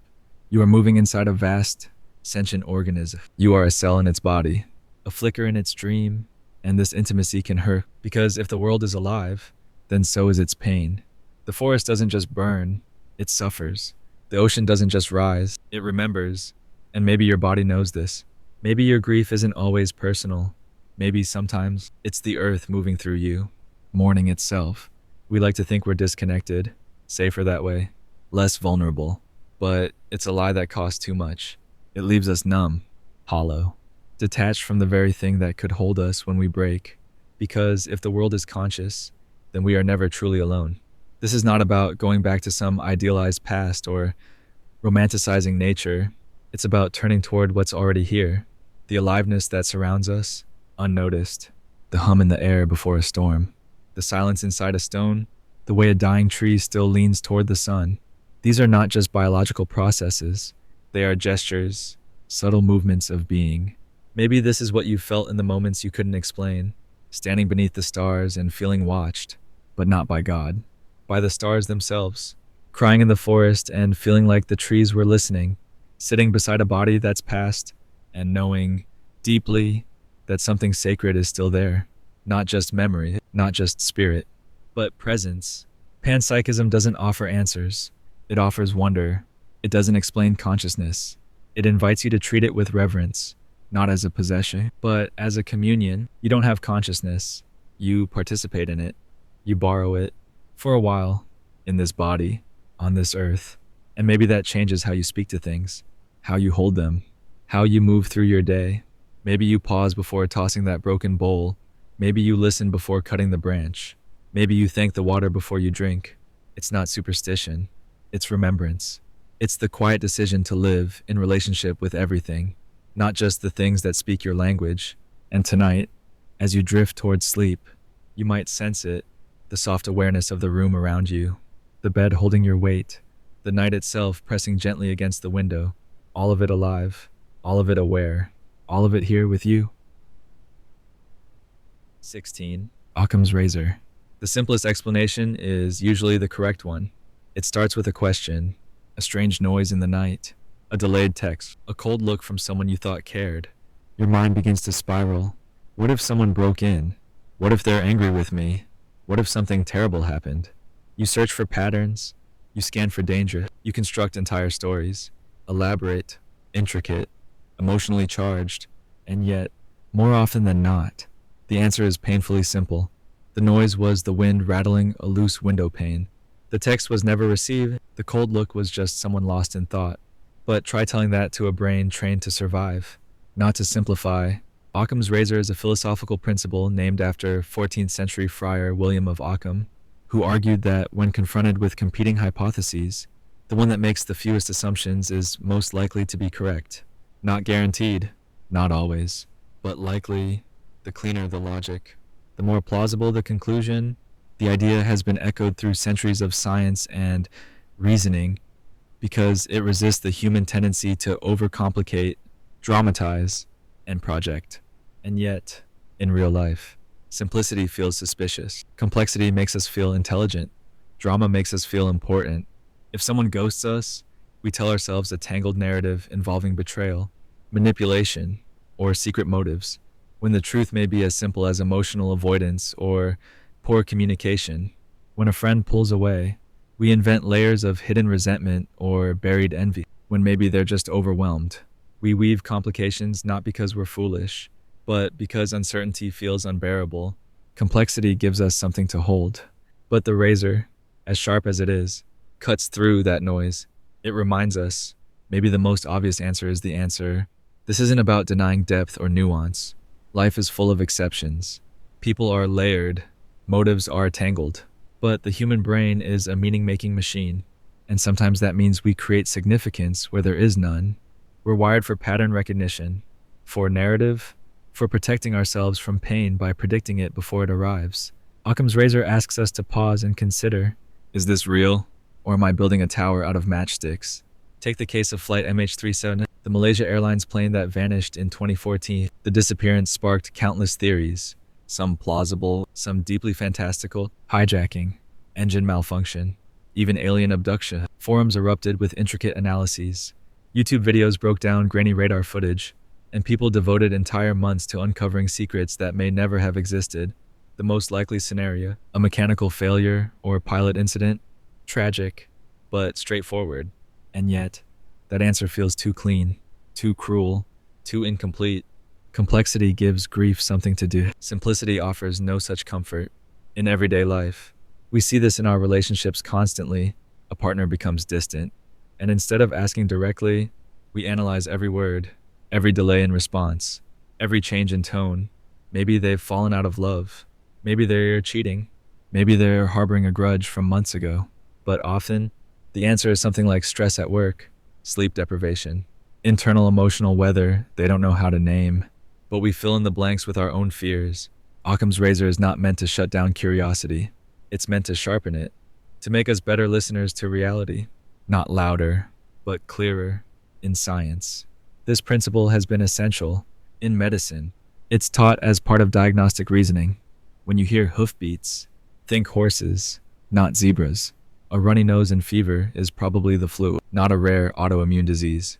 This isn't always right, of course, but it's where we begin. Simplicity is a grounding point, and in psychology, this matters even more.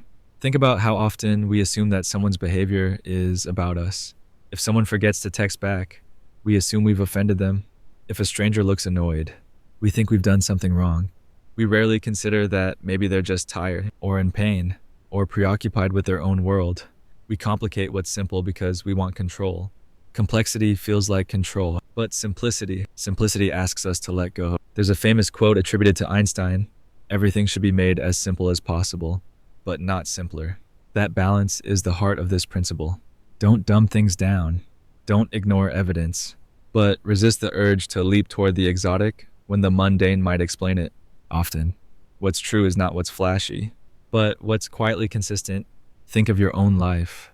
How many hours have you spent in mental loops, trying to solve problems that never existed? How many relationships have been strained because of imagined slights or exaggerated meanings? How much suffering comes not from what happened, but from what we told ourselves it meant? A friend doesn't invite you out one weekend, and you spiral. They're done with me.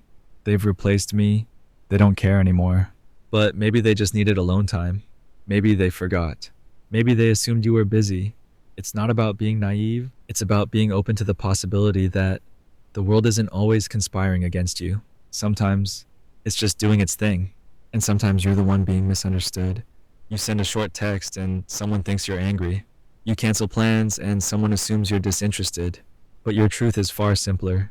You were exhausted. You were overwhelmed. You didn't have the right words. Simplicity often hides behind emotional exhaustion. Occam's razor isn't always the tool we want to use. Complexity strokes the ego. It lets us be the protagonist of intricate plots. But the razor slices through that illusion. It says, maybe it's not about you. Maybe it's not as dark or deep or dramatic as it seems. Maybe the dog just barked because it heard a noise. Maybe the stranger looked at you oddly because they were lost in thought. Maybe the job you didn't get wasn't about your worth, but about a budget or a timing issue or just randomness. The writer Joan Didion once said, "We tell ourselves stories in order to live." That's true. But some stories we tell in order to suffer, to justify our pain, to protect ourselves from future hurt by assuming the worst. Occam's razor doesn't erase the story. It refines it. It clears away the overgrowth. It says, what's the simplest true thing I can believe right now? So tonight, as you lie in bed replaying something that happened today, the way someone looked at you, the way a conversation ended, the thing you said that didn't land, ask yourself, is there a simpler explanation? One with fewer assumptions, one that doesn't require me to know other people's thoughts or predict the future. Let that be enough. The Chinese room. Can a machine that mimics human language actually understand anything? You walk into a dimly lit chamber. Inside, there's a man sitting at a desk, surrounded by books and papers, ink-stained fingers flipping quickly through instructions. He doesn't speak Chinese, not a word, but through a small slot in the wall, notes are being passed in. Questions written in Chinese characters. The man consults the rule books, matches the symbols, and returns perfect, fluent replies. From the outside, it appears as if he understands the language, but inside, he's just following code. No comprehension, no awareness, just syntax. This is the Chinese room, a thought experiment by philosopher John Searle, a challenge to the idea that machines, no matter how convincing, can ever truly understand. That just because something behaves intelligently doesn't mean it is intelligent. That imitation is not the same as consciousness. And it's not just a question about computers. It's a question about us. We live in a world increasingly filled with machines that speak, voices in our pockets, our homes, our cars. They talk to us, answer questions, even offer comfort. And yet, behind the curtain, they're flipping pages in a metaphorical room, matching inputs to outputs, statistical patterns, predictive associations. Nothing behind the words, no awareness, no self. Or so the argument goes. Because here's where it gets strange. If you peel back your own mind, what do you find? Are you doing anything more than flipping through scripts you didn't write? How much of what you say is reflex? Repetition? Echo? How often do you speak without thinking? Perform without feeling? Smile without joy? It's uncomfortable, but honest. We, too, operate on code. Language learned in childhood, stories we inherited, patterns from our culture. We mimic, we adapt, and sometimes we speak without knowing why. So the boundary between the man and the machine begins to blur. The Chinese room forces us to look directly at the line we draw between seeming and being, between behavior and interiority, between language and meaning. But it's also about loneliness, because beneath the question, can a machine understand, is a deeper ache. Can anyone truly understand me? You talk, you explain, you write long messages, you cry into the phone, and still, there's a part of you that wonders if your words are landing, or if the other person is just nodding politely, flipping pages, offering the correct emotional response. Understanding is more than output. It's feeling resonance, connection, and we know deep down when it's absent. When someone gives us the right words but not the real presence. When we're heard but not felt. So maybe the Chinese room isn't just a metaphor for artificial intelligence. Maybe it's a metaphor for modern life. The performance of understanding is everywhere, at work, online. In relationships, we're all trained to simulate, to say the expected thing, to signal empathy even when we feel none.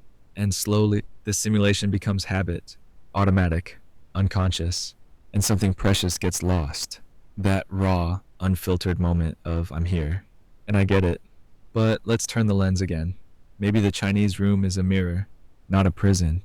Maybe it asks us not to dismiss machines, but to become more conscious of ourselves, to move beyond syntax, to choose language that rises not from algorithm, but from awareness, to feel the words before we speak them. Because understanding isn't about the right response, it's about presence, and machines, for all their cleverness, don't yet have that. They don't ache. They don't remember. They don't hesitate before saying something that might hurt. They don't hold silence with you when there's nothing left to say. Presence is what makes understanding real. It's the glance that lingers, the pause before an apology, the way someone says your name like they've carried it with them all their life. It's not efficient. It's not logical, but it's everything. So the question isn't whether machines can mimic us. It's whether we can return to something more alive in ourselves. Because there is a difference between saying I'm sorry and feeling it, between I love you as habit and I love you as risk. Machines may one day speak more fluently than we do, but they will not tremble. They will not break open. They will not carry the weight of having said too much or not enough. And perhaps that's what makes us human. Not our ability to speak, but our capacity to mean it. Searle's Chinese room doesn't have an exit, but maybe you don't need one. Maybe the point is not to escape it, but to wake up inside it, to stop flipping pages long enough to ask, do I understand what I'm saying? Do I feel what I'm expressing? And if not, why not? That's where consciousness begins, not in logic, but in reflection, in the moment you slow down and notice yourself, in the breath before the sentence, in the choice to speak not just from memory, but from meaning. We all have rooms we've lived in too long, scripts we've followed, roles we've played, but tonight, you get to step out, not into silence, but into awareness, into that deeper place where understanding lives, where you don't just speak, you listen to the world, to others, to yourself.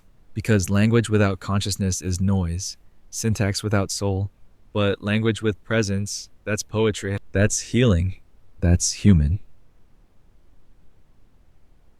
Determinism versus free will. Are we truly free, or are we just acting out a script we didn't write? You make a choice to get out of bed, to text someone back, to take the long route home. You believe you chose it freely, that you could have done something else. But stop for a moment and pull back the curtain. What led you to that choice? Was it how you slept? A mood you didn't ask for? A childhood habit that told you to avoid confrontation? A passing thought you couldn't trace? Before you call the shot free, ask yourself, how much of it was truly yours? This is the heart of the age-old debate between determinism and free will.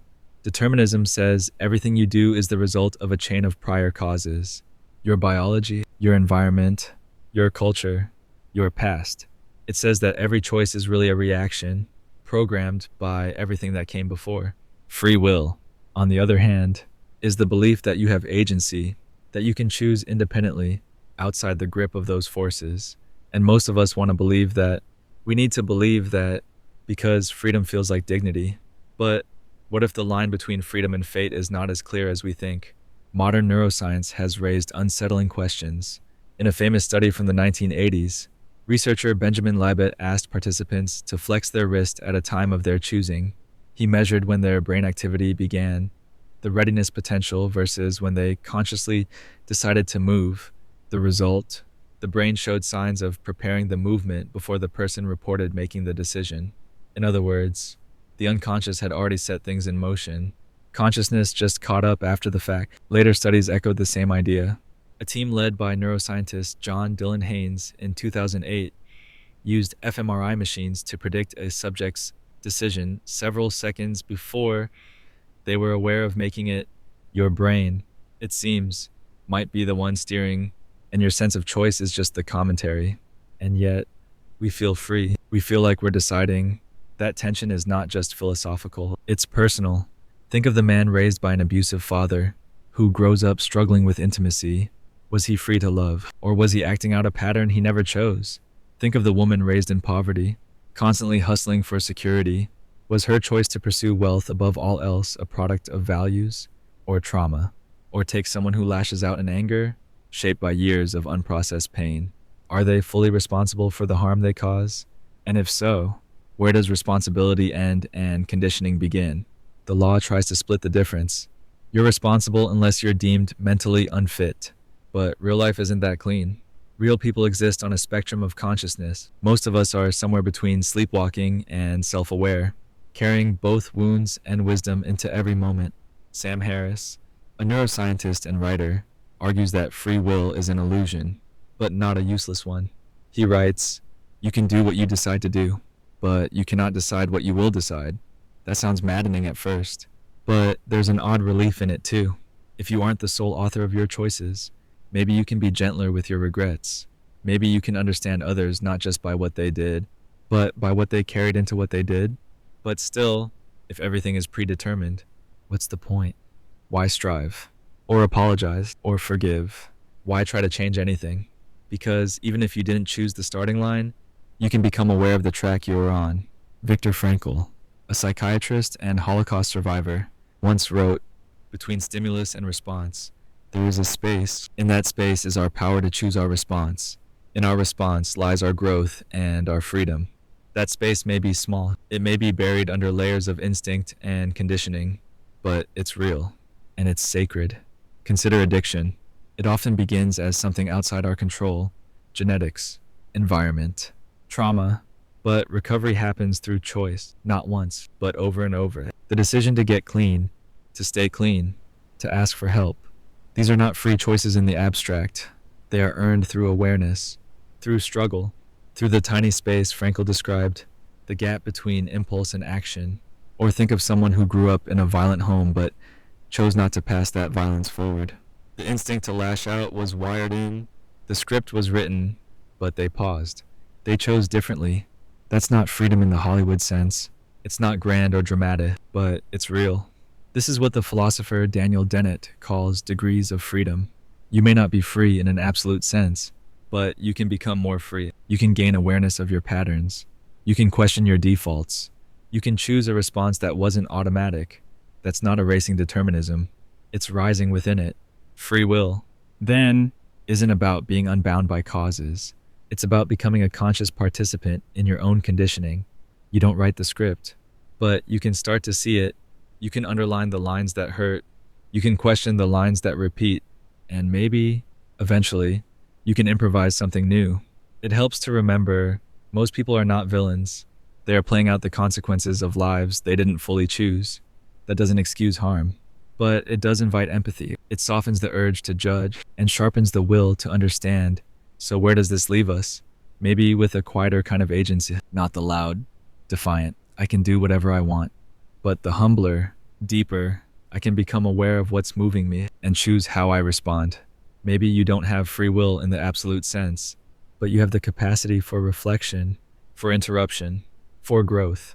And that matters, because that's where change begins, not from outside the script, but from inside it, line by line, word by word, reclaiming your role not as its author, but as its interpreter. Hard problem of consciousness.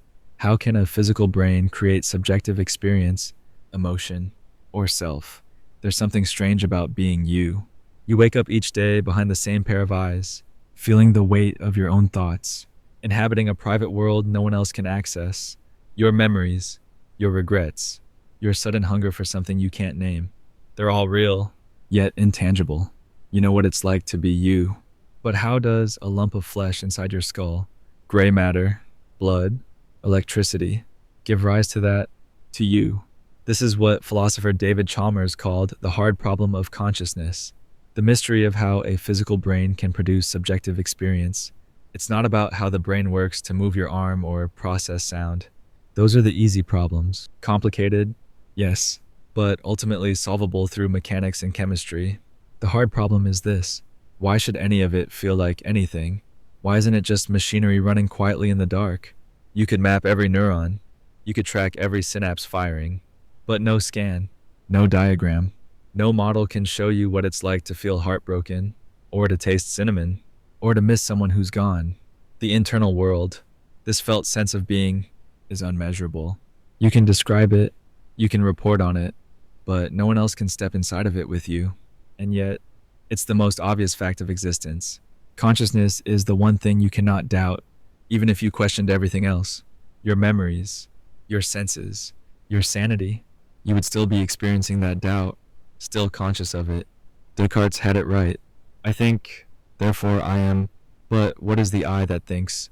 In trying to answer, science and philosophy have offered theories, metaphors, guesses. Some say consciousness is an illusion, a clever trick of the brain. But that raises another question. Who is being tricked? An illusion still requires a perceiver.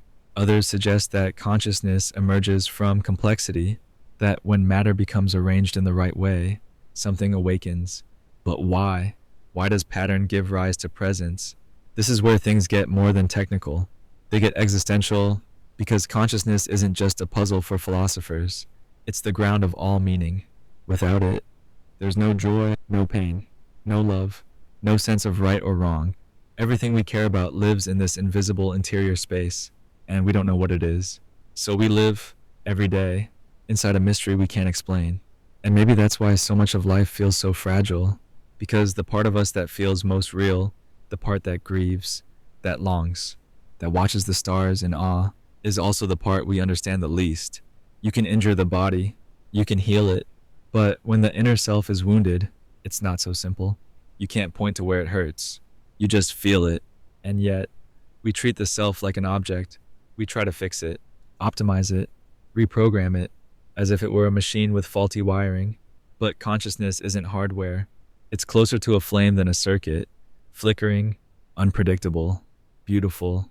Sometimes it dims, sometimes it blazes, sometimes it reveals things we weren't ready to see. The hard problem isn't just academic. It touches the core of human experience. Because if we don't understand consciousness, then we don't really understand ourselves. And if we don't understand ourselves, how can we love wisely? How can we heal deeply? How can we look at another person and recognize the sacredness in their pain?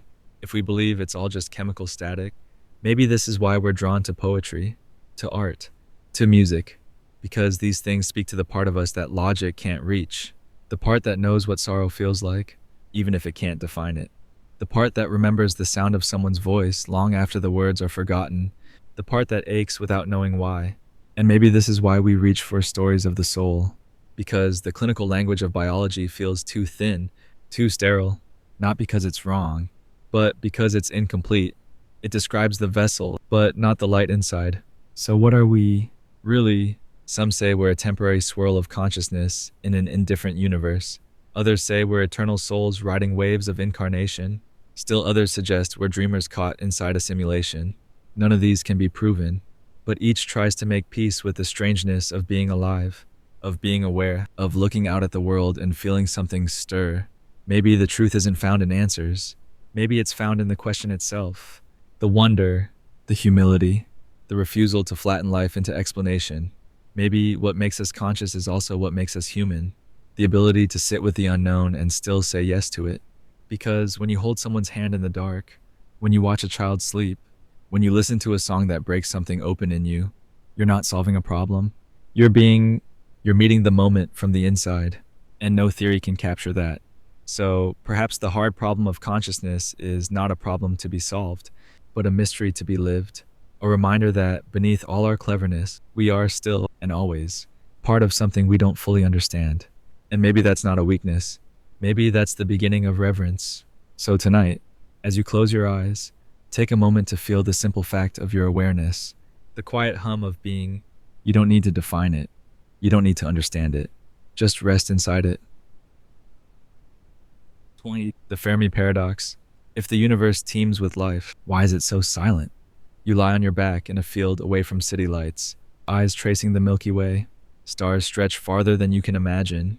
billions of potential worlds, somewhere out there, in that staggering expanse, life, maybe even intelligent life, should be blooming, yet the sky offers no response, no radio signal, no blinking beacon, no cosmic wave to say, "We see you too."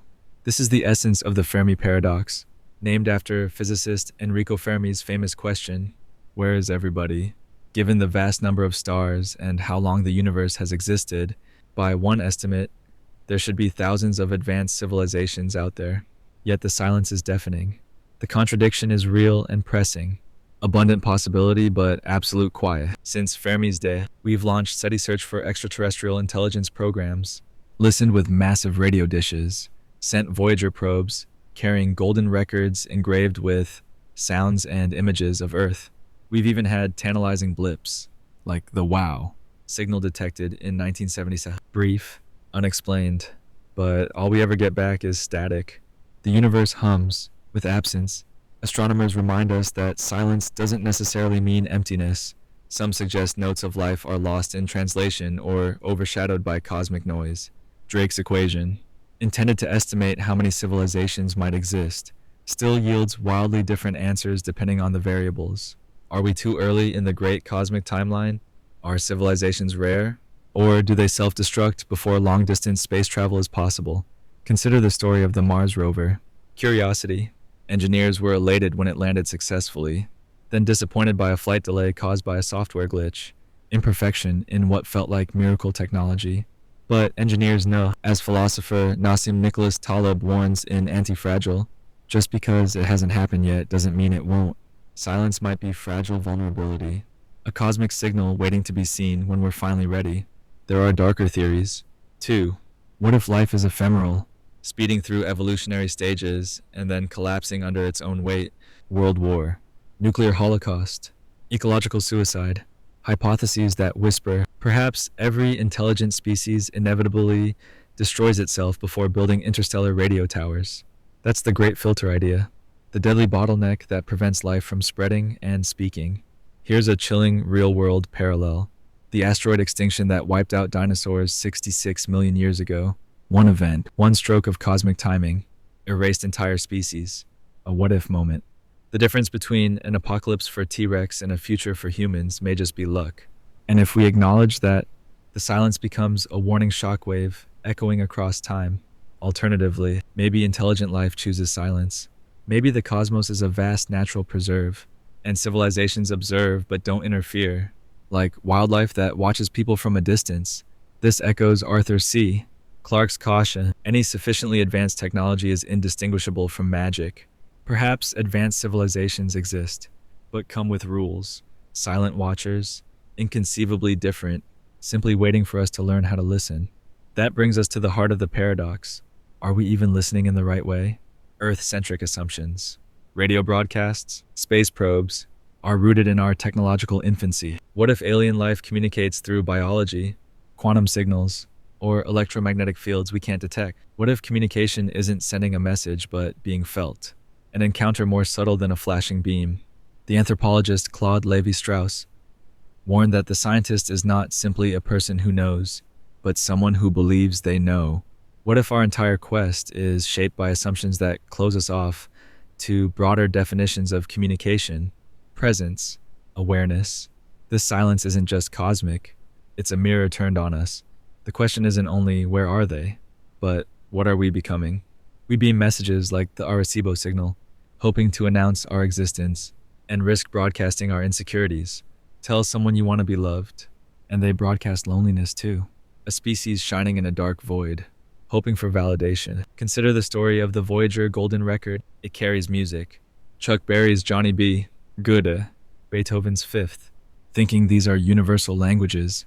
But imagine the cosmic listener, a life form whose concept of music is electromagnetic resonance. What we call a bridge might sound like silence to them.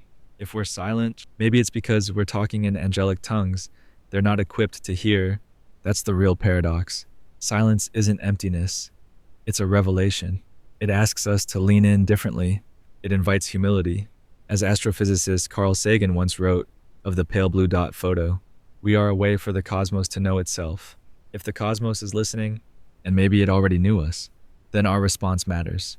not just in terms of extraterrestrial life, but in whom we choose to be on this stage.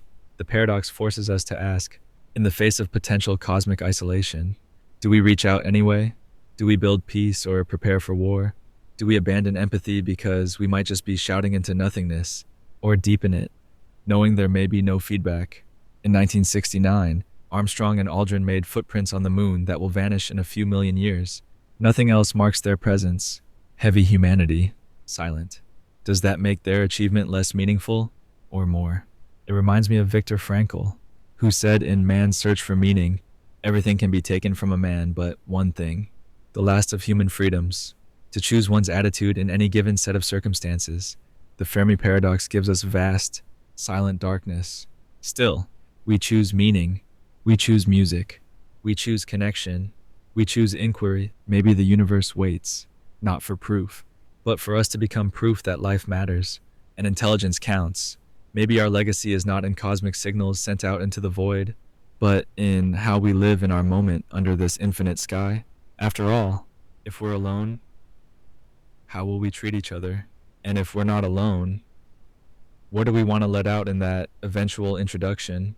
The silence isn't failure, it's an invitation. The Fermi Paradox asks not where is everybody, but who are you? That you might answer if they finally do. Sleep doesn't ask for signals, only surrender. The simulation hypothesis. What if our world is just a hyper-realistic simulation created by an advanced civilization? There are moments when reality glitches. You walk into a room and forget why you came. You think of someone just before they call. You dream of a place you've never been and find it drawn perfectly in a photo years later. These are easy to dismiss. Coincidence, trick of the brain, déjà vu. But sometimes they stack up, and something deep inside begins to wonder, is this real, or is it something else entirely? The simulation hypothesis suggests that what we experience as reality isn't reality at all, that this world, its colors, its rules, its gravity and grief and laughter, is a kind of code, a hyper-realistic simulation constructed by a civilization so advanced it can emulate entire universes, consciousness included. Maybe it's for science, maybe for entertainment. Maybe we are ancestors recreated by digital descendants, or maybe we're just the product of a curiosity too complex to fathom. At first, it sounds like science fiction, a clever idea for a movie, but then you realize how fragile the notion of real actually is. Your entire experience of the world comes through filters, sight, sound, sensation, thought. You've never touched reality directly. You touch only your perception of it. The chair beneath you, the air on your skin, the ache in your chest, all of it is mediated by the brain, translated into patterns of electricity, shaped into something you call experience. But if that's true, if all we ever know is how things seem, how can we be sure they are? Even the physicists are whispering now. Not all, but enough. Quantum mechanics shows us a world that behaves differently when we look at it, a universe that changes based on attention, particles that are waves, until observed, reality that is probabilities, until something collapses it into being. What collapses it? Consciousness. Code. Nick Bostrom, the philosopher who reignited this idea, laid it out like this. If civilizations can one day run ancestor simulations, detailed recreations of life with conscious beings inside them, then the number of simulated worlds will vastly outnumber the one real origin world. And if that's the case, the odds suggest we're more likely to be inside one of those simulations than in the original. We may not be the creators. We may be the created. This hits differently at night. When the world is quiet and your thoughts begin to stretch, you stare at your ceiling and wonder, is someone watching? Is someone running this? And if they are, who are they? Are they like us, only more advanced? Or are they beyond form, beyond morality, beyond everything we could project? Or maybe the question isn't about them. Maybe it's about you. Because if this is a simulation, it forces you to ask what matters. If nothing is real, does anything still mean something? Or, more frightening, if everything is programmed, is free will just a script? Are you choosing or just playing out lines written long ago? And yet, even inside that doubt, you feel, you ache, you love, you wonder. If you are code that cries. You are lines of logic that wake up in the middle of the night, missing someone, You are a string of data that longs to be touched. Maybe that's enough to make it real. Maybe it doesn't matter whether this world is simulated or organic. Maybe meaning doesn't depend on its origin. Maybe meaning arises from experience itself, from you, being here, asking the question, choosing to care in a world that may or may not be real. Because even if you are part of a program, the pain still stings. The laughter still lifts you. The beauty of a sunrise, the softness of a lover's breath, the way your hands tremble after telling the truth. None of these feel fake. And if they're simulated, then simulation has learned how to touch the soul, or maybe it's the other way around. Maybe the soul can't be simulated. Maybe consciousness is the one thing the program can't fully contain. Maybe you are the glitch, the unexpected presence inside a system that was supposed to just calculate, but instead began to feel. If that's true, then the simulation hypothesis isn't a threat to meaning. It's a stage for it. It's the backdrop for the most beautiful rebellion of all, a being waking up inside a dream and choosing to live it with tenderness anyway. You may never know if this world is real. You may never meet its architects, but you can still choose to live as if you are real, as if your actions ripple, as if love matters, as if what you do here becomes something permanent, whether or not the ground beneath it is. And isn't that what faith has always been? Not belief without evidence, but devotion in the face of uncertainty, living as if life matters, even when we're not sure why. So what if you are a character in someone else's code? Characters can still grow, still suffer, still sacrifice, still rise. And what if you're not? What if this is the only world, the only body, the only shot? Either way, the question circles back. How will you live? You could spend your life trying to prove what's real, or you could spend it creating something beautiful from what you feel. Tonight, as you drift towards sleep, let the question go quiet. Let the possibility expand, not as fear, but as wonder. You are part of a story. Maybe it's written, maybe it's not, but it's yours now. Hilbert's Infinite Hotel Paradox. A hotel with infinite rooms can always fit more guests, even when it's full. Imagine walking into a hotel where every room is occupied, but the lobby is still humming with arrivals. You're told, no problem. We'll find you a room. The manager directs every guest in room 1 to move to room 2, room 2 to room 3, and so on, shifting everyone down one. Somehow, suddenly, room 1 is free. That's the essence of Hilbert's Infinite Hotel Paradox. No matter how many guests arrive, even if the hotel is full, there's always room for one more. It stretches our understanding of space, capacity, and logic, and forces us to reconsider the assumptions we make about limits and possibility. First formulated by mathematician David Hilbert in the 1920s, this thought experiment introduces the strange world of actual infinities, concepts that defy our everyday logic. In finite terms, once a hotel is full, no more rooms can be offered. But in a universe governed by infinity, full doesn't mean unfillable. And if you think that's abstract, the paradox quickly becomes a mirror for your everyday life when you consider emotional capacity, mental space, and relationships. Let's bring it down to earth. You've filled your life schedule with work, family, chores, commitments. Your weekly hours are all occupied. Then life hands you another obligation, a friend in crisis, a sick relative, a new project. You tell yourself you're full, but somehow you find time, you shift priorities, you move things around, you create space you thought didn't exist. That's your personal infinite hotel in action. In many ways, Hilbert's hotel reflects how our minds accommodate stress, grief, and joy. A psychologist might call it cognitive flexibility, the ability to reconfigure mental resources to accommodate new strains or opportunities. You've all felt it. The initial panic of a demand too much for your bandwidth, followed by the surprising adjustment that makes room for it. We don't call that expansion, we call it growth. We don't label it illogical, we call it resilience. Hilbert's paradox also teaches a raw lesson about emotional limits. Consider a single mother working 2 jobs and parenting 3 kids. She's full, by any standard. Yet when her teenager falls into depression, she finds the space to stay up late, comfort them, interrupt her exhaustion.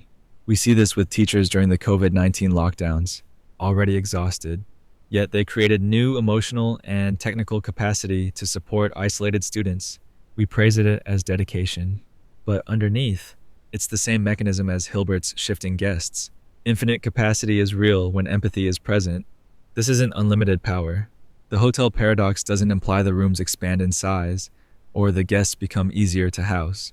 The guests are moved, not diminished. The work increases. You haven't collapsed the hotel, you've reorganized it. That speaks powerfully to real life. When stress hits, sometimes the solution isn't shrink the demands. It's reorganize your time, your priorities, your relationships. We call it breakdown, but sometimes it's breakthrough. But there's another side. Infinity can overwhelm. Imagine the manager trying to track every shift, every new guest, every relocated occupant. The mental bookkeeping becomes a burden. In the real world, this is burnout. Collapsing tasks into your schedule while ignoring fatigue, boundaries, or limits can exhaust you. What the math allows and what your body endures are different things. Hilbert's hotel is a game of abstraction. In human life, each accommodation has a cost. There's a case that's as tragic as it is instructive. Consider a frontline healthcare worker during the pandemic, juggling 14-hour shifts, understaffing, emotional collapse, yet still staying to treat the next patient. The moral calculus felt infinite. Every life required care, no matter the backlog, no matter their own exhaustion. They, too, moved the rooms, found space for another human being, until the structure finally gave way. The infinite hotel held until it couldn't. That unraveling is a critical lesson. Resilience is not inexhaustible, and care has invisible limits. Our society operates on this paradox every day. We send rockets, launch satellites, organize mass events, raise families, run systems, run on caffeine and deadlines, believing that there's always room to expand. We don't often pause to ask, at what point do the corridors collapse? Hilbert's paradox shows that adding another guest is always mathematically possible, but only if the structure holds. When it cracks, the collapse is sudden, unceremonious, devastating. The cracks show up as ill health, emotional burnout, nailing 3A shifts. Philosopher and poet Mary Oliver wrote, "Tell me, what is it you plan to do with your one wild and precious life?" Her question seeks not infinite expansion, but intentional living. It reminds us that even if our lives could hold more, we need to ask, what do we want to hold? A hotel with infinite rooms but no rules, no architecture, is chaotic. A life with infinite potential but no care, no selection, is the same. In environmental terms, humanity built a kind of infinite hotel of consumption. We cleared forests, drilled oceans, expanded cities, said yes to more production. At first, new guests, or demands, fit. But nature began to collapse. Ecosystems cracked. Resources leaked. We believed the hotel was limitless until we hit the planetary boundary. Climate change doesn't care about mathematical capacity. It cares about limits. Physical, biological, ethical. Hilbert's hotel isn't cosmic. It's corporeal. Mathematics shows us that infinity can exist without contradiction, but lived experience shows it needs structure, ethics, boundaries. The paradox doesn't free us from choosing.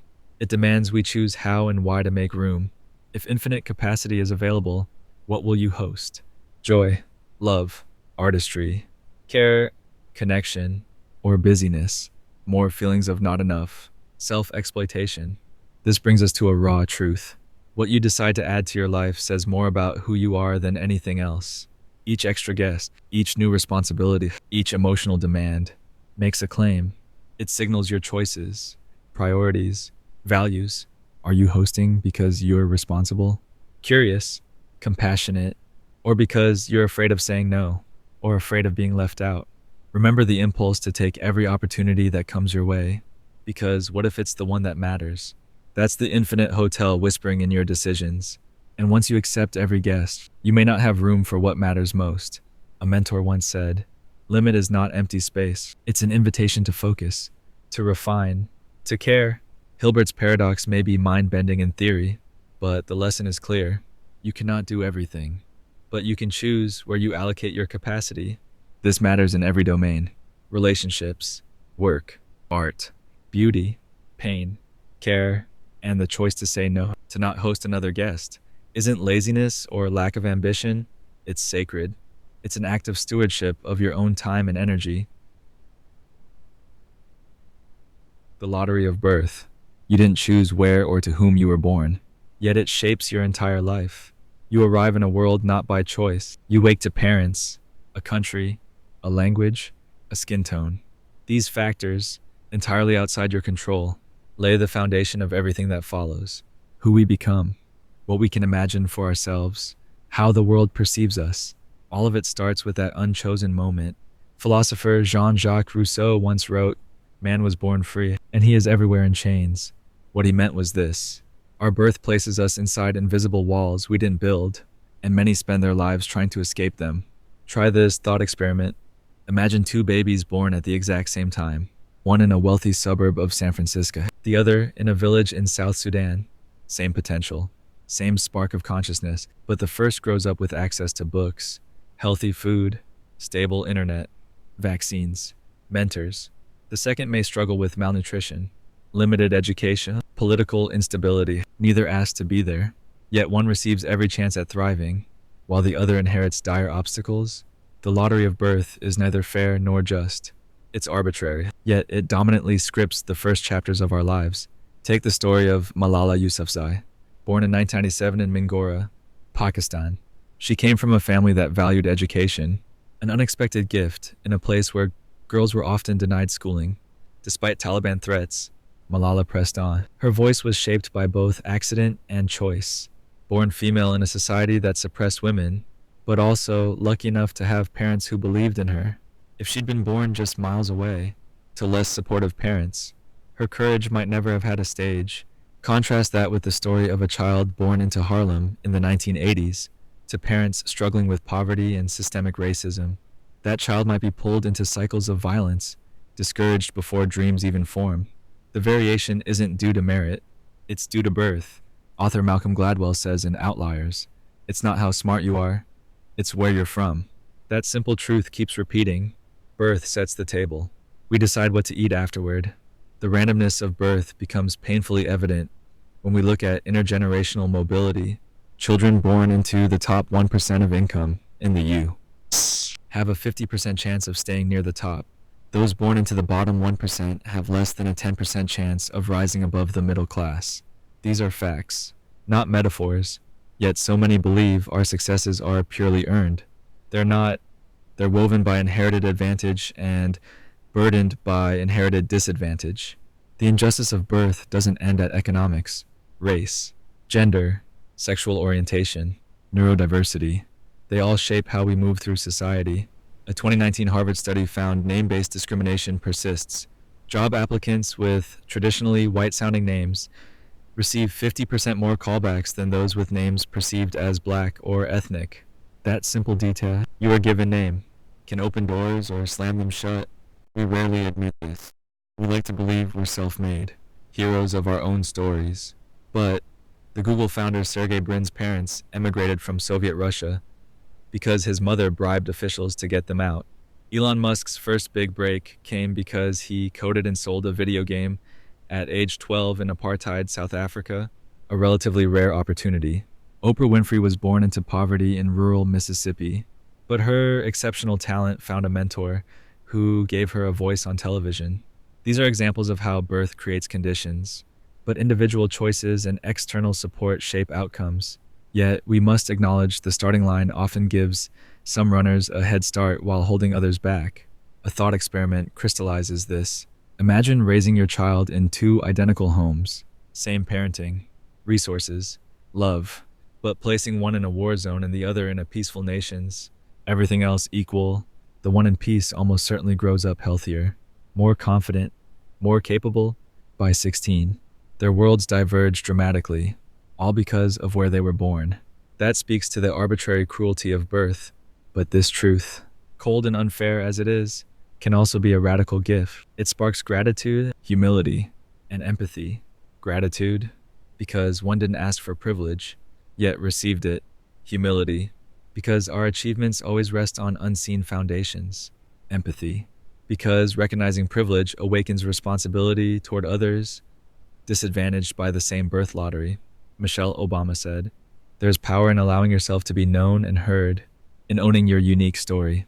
If your story begins with birth and privilege, you can choose to lean into it, not to hoard advantage, but to use it for change. If your story begins with disadvantage, you can harness resilience, seek where opportunities exist, and demand fairness. Real change often starts with admitting the uneven odds.